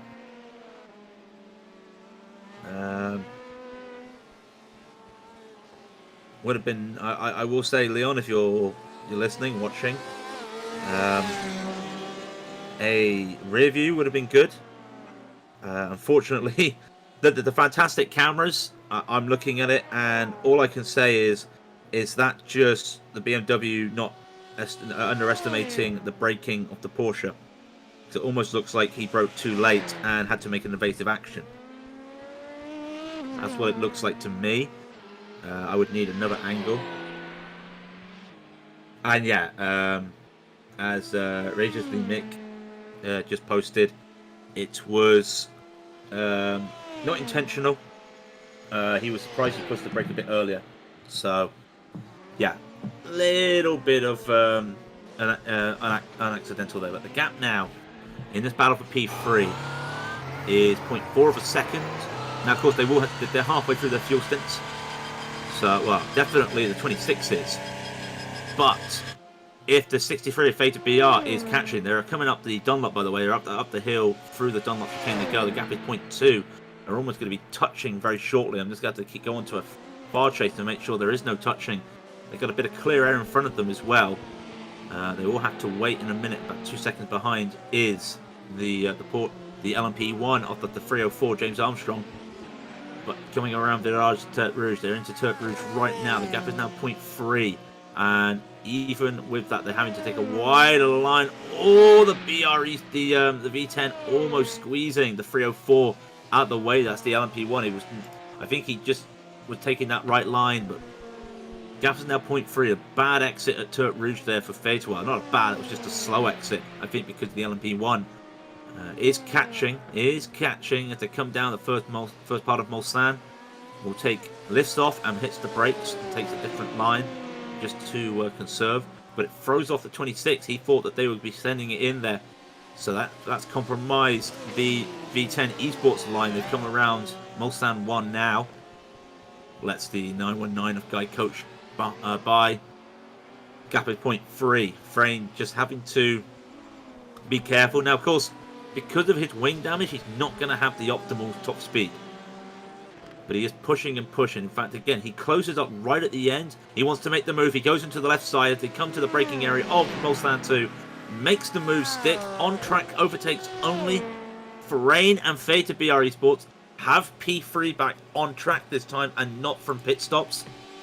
But with the speed and basically the tankiness of that M8, V10 Esports will respond.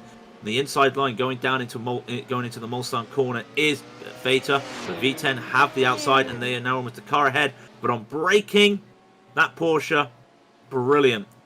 Keeps the position. And they come around Mulsanne. The gap is now half a second. And Veta are trying to pull the old Monza tactic. They're not weaving. They just immediately made the move where they wanted to go so they could, stop V10, and here they go. Yeah, they're trying to get V10 to break the toe, but the damaged wing is really causing issues right now because now coming down into Indianapolis, V10 do have that position back almost by half a car length, and they will take it. But they're going to be fighting it here. V10's going to be fighting it because, Veta's going to be fighting it because V10 went really wide in the entry of Indy, and somehow Veta, after half a car behind, has it now into Arnage. Oh no, there's going to be contact. There's contact. Veta's got moving. Oh, he's gone into him. Went sideways, but had the car there. And that, I've got to be solid. That's a bit. That was a late move there. You cannot make the overtake at Arnage. Not like that. I'm sorry. You cannot make the overtake at Arnage like that. And late move, and Veta were forced to make a response. And because V10 went over the grass because of the momentum, they went into Veta, and Veta hit them, and then lost control on the little Astra on the exit of Arnage. Spun the car because they were bouncing, and they went into the side of V10.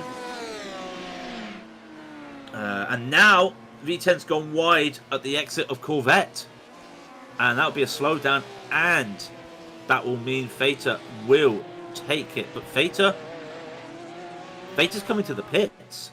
Now, that is not their scheduled pit stop. They only came in 5 laps ago. But the damage they have... Well, what damage do they have? Well, they have a lot of damage to the left side of the car. And a bit to the right side. But I would not be surprised if... Now, is that due to... Now, why did they come in? Do they have a bit of a bent steering? Yes, they do. They do have a bit of suspension damage after that, by the looks of it. Just a weird move there. It's just unnecessary. I'm watching the cockpit back right now, and Veta, literally at the last moment, know the car's there. And then they lose the car, and they just go into the side, and yeah, they have damage. And the wheel arch is up a little bit. Meanwhile, for V10, I actually cannot tell if they've got any more damage because the front of their car has been a little bit damaged earlier on, but it looks to me... Yeah, no real damage by the looks of it, but... It's one of those moments, and I'm sorry to call a spade again, but where that is not a corner. Arnage is not a corner you can make an overtake. And the late move that was done there by V10.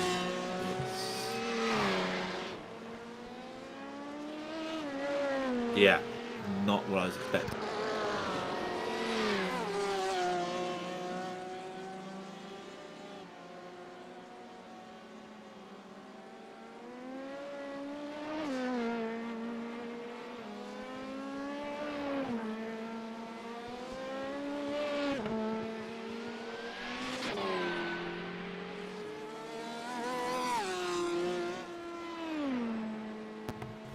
So just calm down, people. Just 4 hours into the final 4 hours. But Theta, that they had that P3, and they've decided.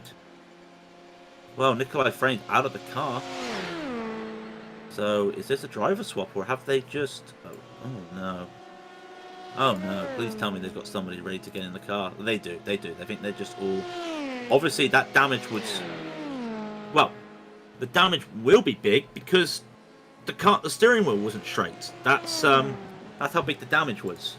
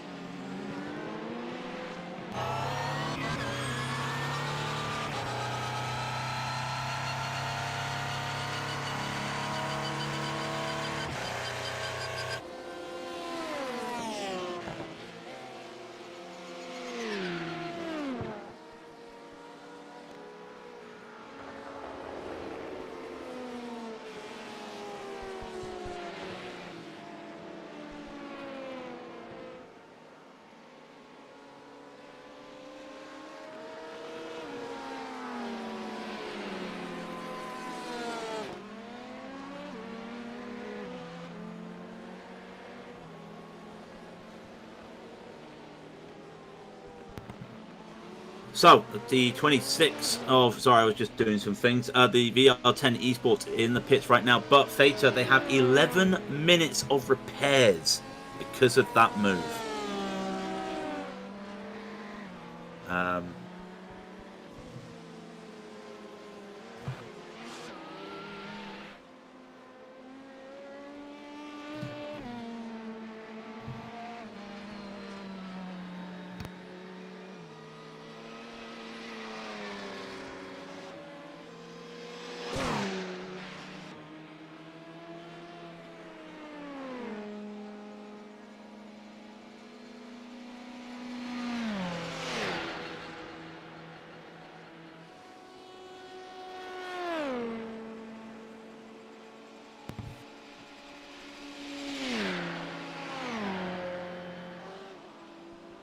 We will... Unfortunately, that was my battle for P3. Now what have I got to say?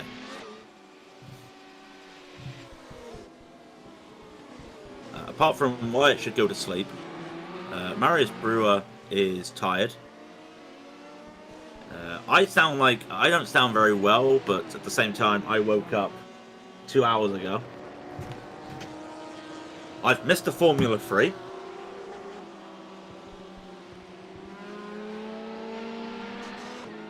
I tell a lie, I haven't missed a Formula 3.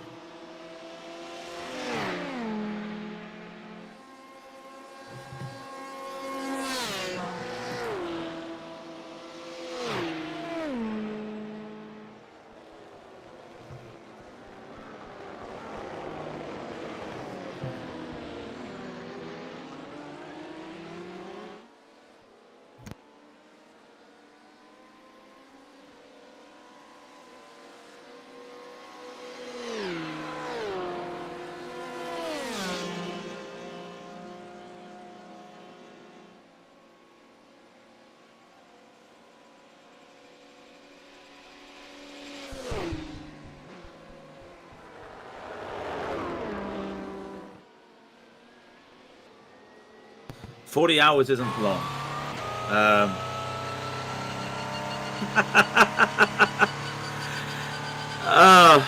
Gone are the days where I could stay up for so long and have, you know... I was shattered at 12 o'clock last night. I mean, crikey.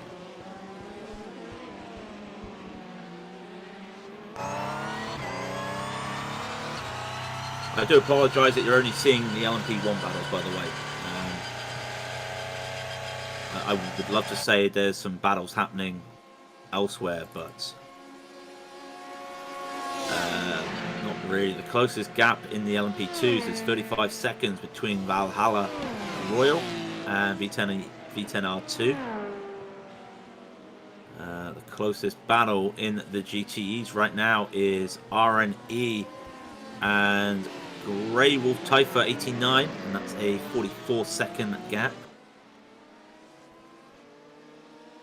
And the closest gap in the LMP1s is actually the battle between the V10R Esport and Behind the Wheel. 10 seconds is the gap there. So in theory, you should be seeing that on the stream. and not just cameras on Lewis Wolf in the Lewis Woods in the OCR, but OCR finally taking back their 1 lap lead. We're on lap 358. The 919 of V10R pitted lap 347. James Armstrong in the behind the wheel pitted lap 353. So 10-second gap. Shortly the 919 will be pitting behind the wheel. They had some issues to start the race, so you know they're out of any. Well, there is no proper fuel, pit window now because everybody's just had a different incident or come in to get something repaired, or someone's had an issue with the internet or the computer, and something along that line.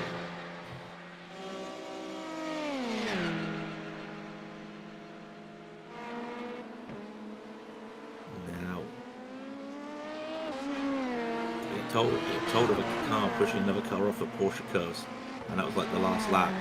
I don't think I've got that to look at. That's a shame.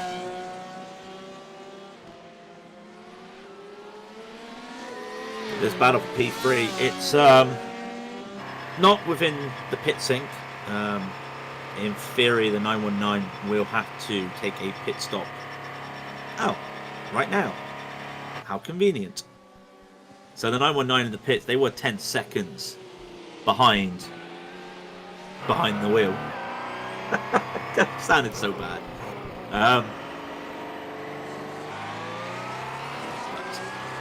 So that was the closest battle, unfortunately, and that will go down to like a minute. Does that mean that there are currently 3 cars on the same lap? Marshmallow, Behind the Wheel, and V10R. Which is not to say that once V10R come out the pits, they'll be on the same lap. But the guys in second, third, and fourth are in different parts of the track, but they're the only 3 cars on the same lap for the LMP1s.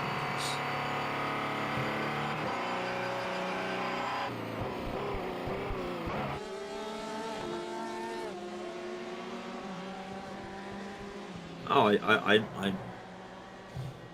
apparently I missed some good action in the NASCAR race last night.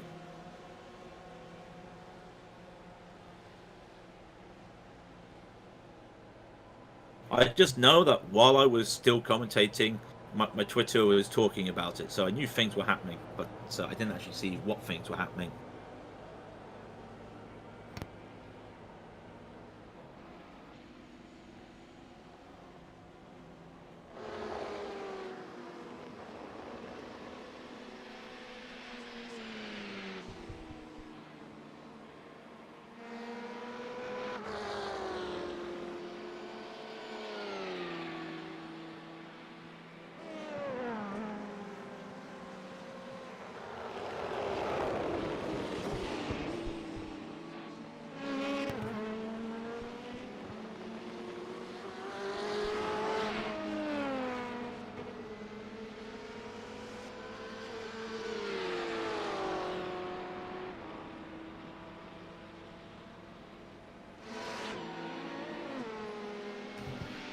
Mountain Dew is my fuel. Well, I can't drink Mountain Dew.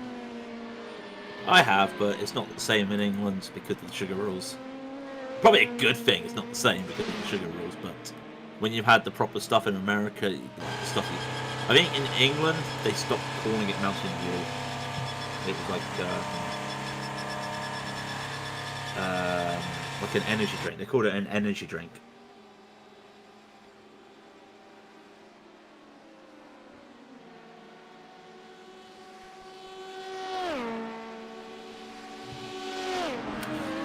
you know, sugar rush.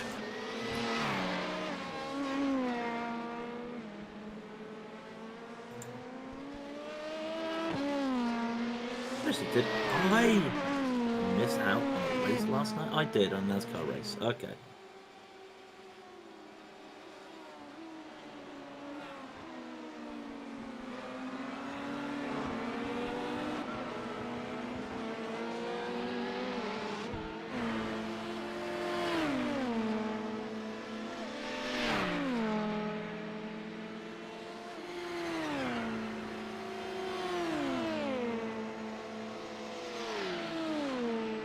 I'd love to be able to, like, there was definitely a race last night, the 400 at Richmond. I think they're racing.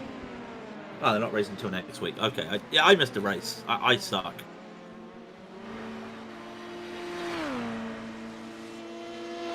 I'm gonna break the habit of a lifetime and just gonna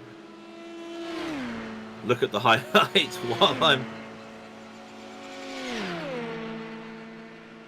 while I'm watching.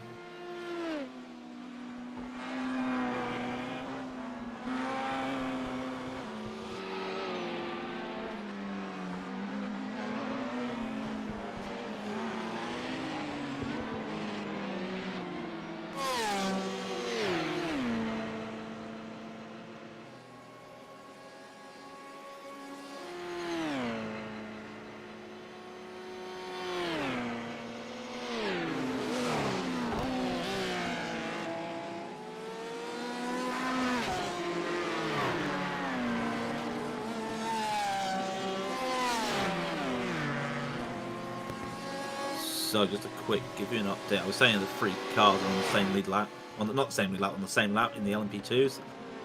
Marshmallow 1 minute 8 ahead of behind the wheel, and 1 minute 25 behind the wheel is V10R.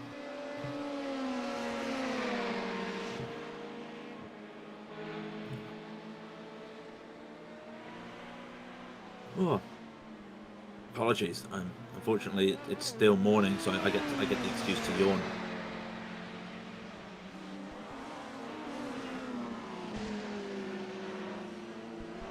Veta came out the pits, by the way. They're now in P6 after that 11 minutes of repairs. Unfortunately, they've just been lapped by the 89 of Grey Wolf Typha, so unfortunately they're not in a battle at all at the moment. Which is a shame. Grey Wolf himself at 50 seconds behind the R&E team. I think have to make a pit stop, and we'll wait and see for that.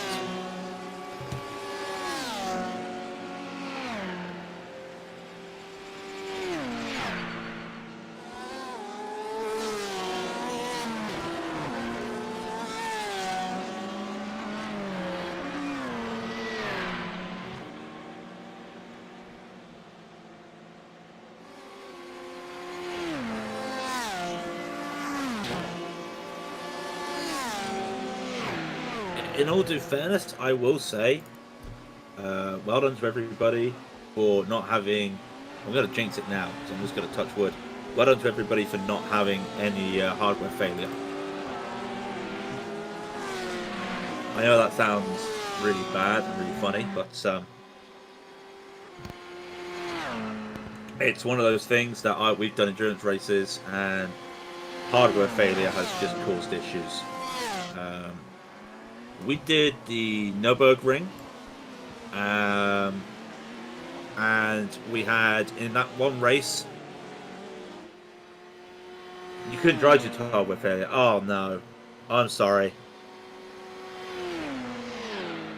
Oh, I was going to say, we had, in the one race at the Nürburgring, the 8 hours for the ERO Championship, we had one driver have his VR fail. It wasn't Nordschleife, it was just the Nürburgring. It was the GP circuit. But we had one guy have a VR failure. And unfortunately, they had a crash because they were trying to drive, but they had nowhere to go. They slammed the car into the wall and they were tired. I can't remember what corner that was, but I do remember the other one. They just came out of the Coca-Cola, not the Coca-Cola curve, sorry. Coming down to the hairpin at the bottom of the track, and the wheel just stopped. The hardware stopped. The car took a sharp turn to the right. Smash. Did not like the GP circuit, Marius. I like it, but not for multi-class racing. I remember doing multi-class race. I remember doing an ILMS earlier. Last year I did an ILMS race, and for me it was horrible. The track is so bendy, it's hard really to get around cars or like keep stuff safe. When we were doing the ERO, I had that same feeling. It just felt really. Just watching it, it was just really hard because you were just seeing incidents. The first 2 hours of the 8-hour race, we just basically had so many incidents, and a lot of it was just lap cars or people lapping cars. It's a good track. The GP circuit is a good, the Nürburgring GP is a good track, but when you put multi-class, I think then you start having questions. For the 24-hour, the Nordschleife 24 VLN races, yeah, I think it's fine. But elsewhere, yeah, you try and have people going around there for 4, 6, 8 hours at one time, just around the GP circuit. It's. I never thought a track like that would be called boring, but it was just. It's just not fun in multi-class. That's a personal opinion. Other people could say I love it round there, but to me, it's just not a circuit that I enjoy in multi-class.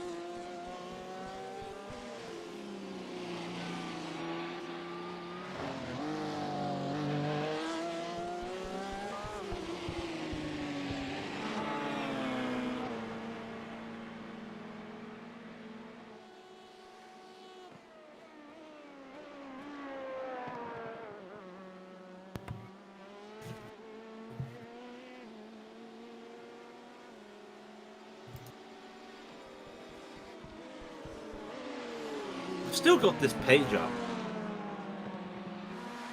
I've still got this page up with the 1976 24 hours of Le Mans.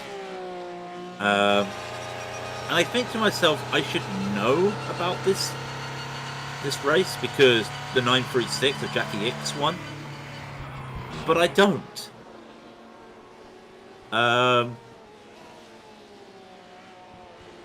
The Mirage M8 came second, and I wondered what another Mirage was.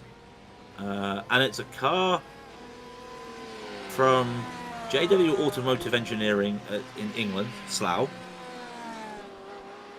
It was in the Gulf Oil livery. And it was a case of it looks like a Ford GT40. It really does. How many people have retired? I'll just go over the retirements again. The safety car doesn't count. So we've got Marlin Motorsports, Indy Autosport Red, No Wi-Fi Infinity Racing, OCA Racing, Twisted Racing Team, Purple Sector Simsports, ZD Autosport White, the 853 Foundation Racing Team, Purple Snake, and the PPR Academy. So officially 10 cars, unofficially 11 because the safety car is a thing.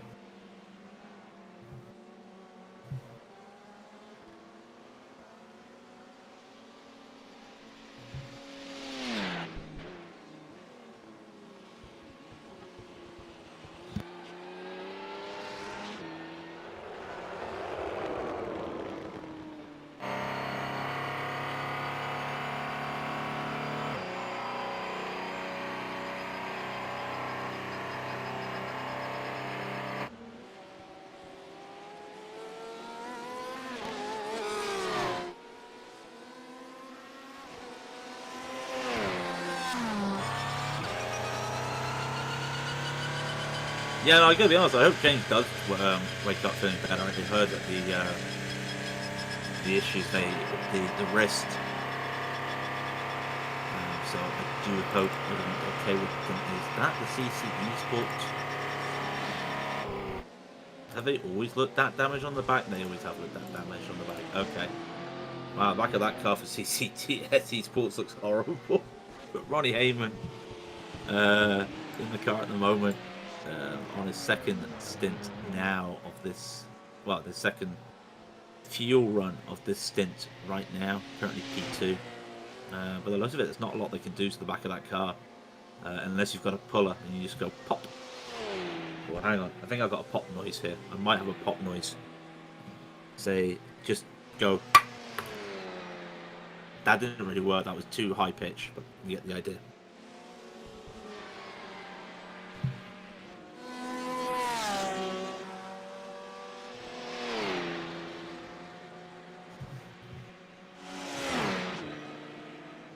Hit safety car sign.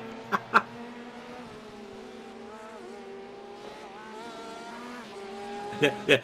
Let's just get the safety car out. Everybody behind the safety car. I think at this stage of the race, you need to incorporate the proper safety car rules of Le Mans and have 3 different safety cars. Which is why there's now the code 60 in certain areas around the track nowadays, because if you had 3 safety cars at Le Mans,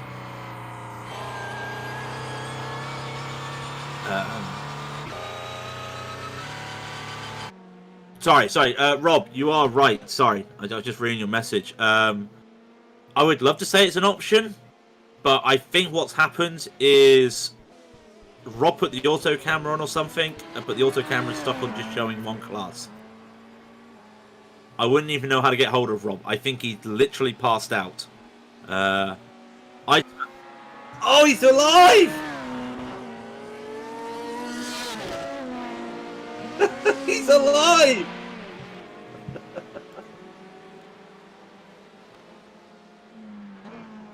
You just recovered. You sound absolutely shattered.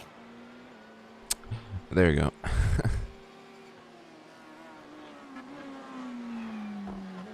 Looking at LMP1 and 5.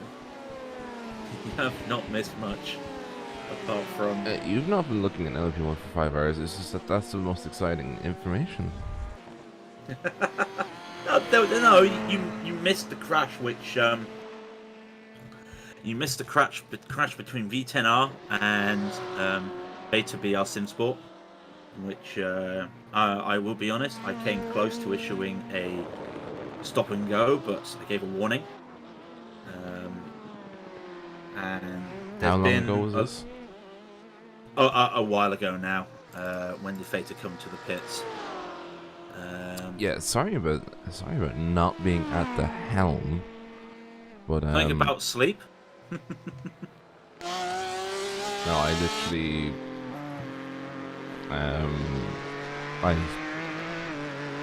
I started feeling not correct.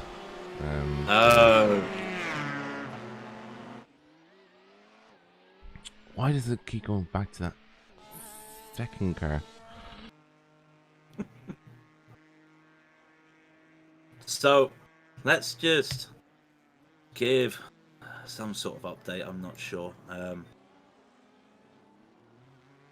but if people are watching and listening, oh, actually, we need to do a switch over to part 4. So okay, hold that thought. If you're on Twitch, it's fine. You still do your thing. I was, yeah, do your thing. Hey, do your thing. Hey. Now, where's part 4?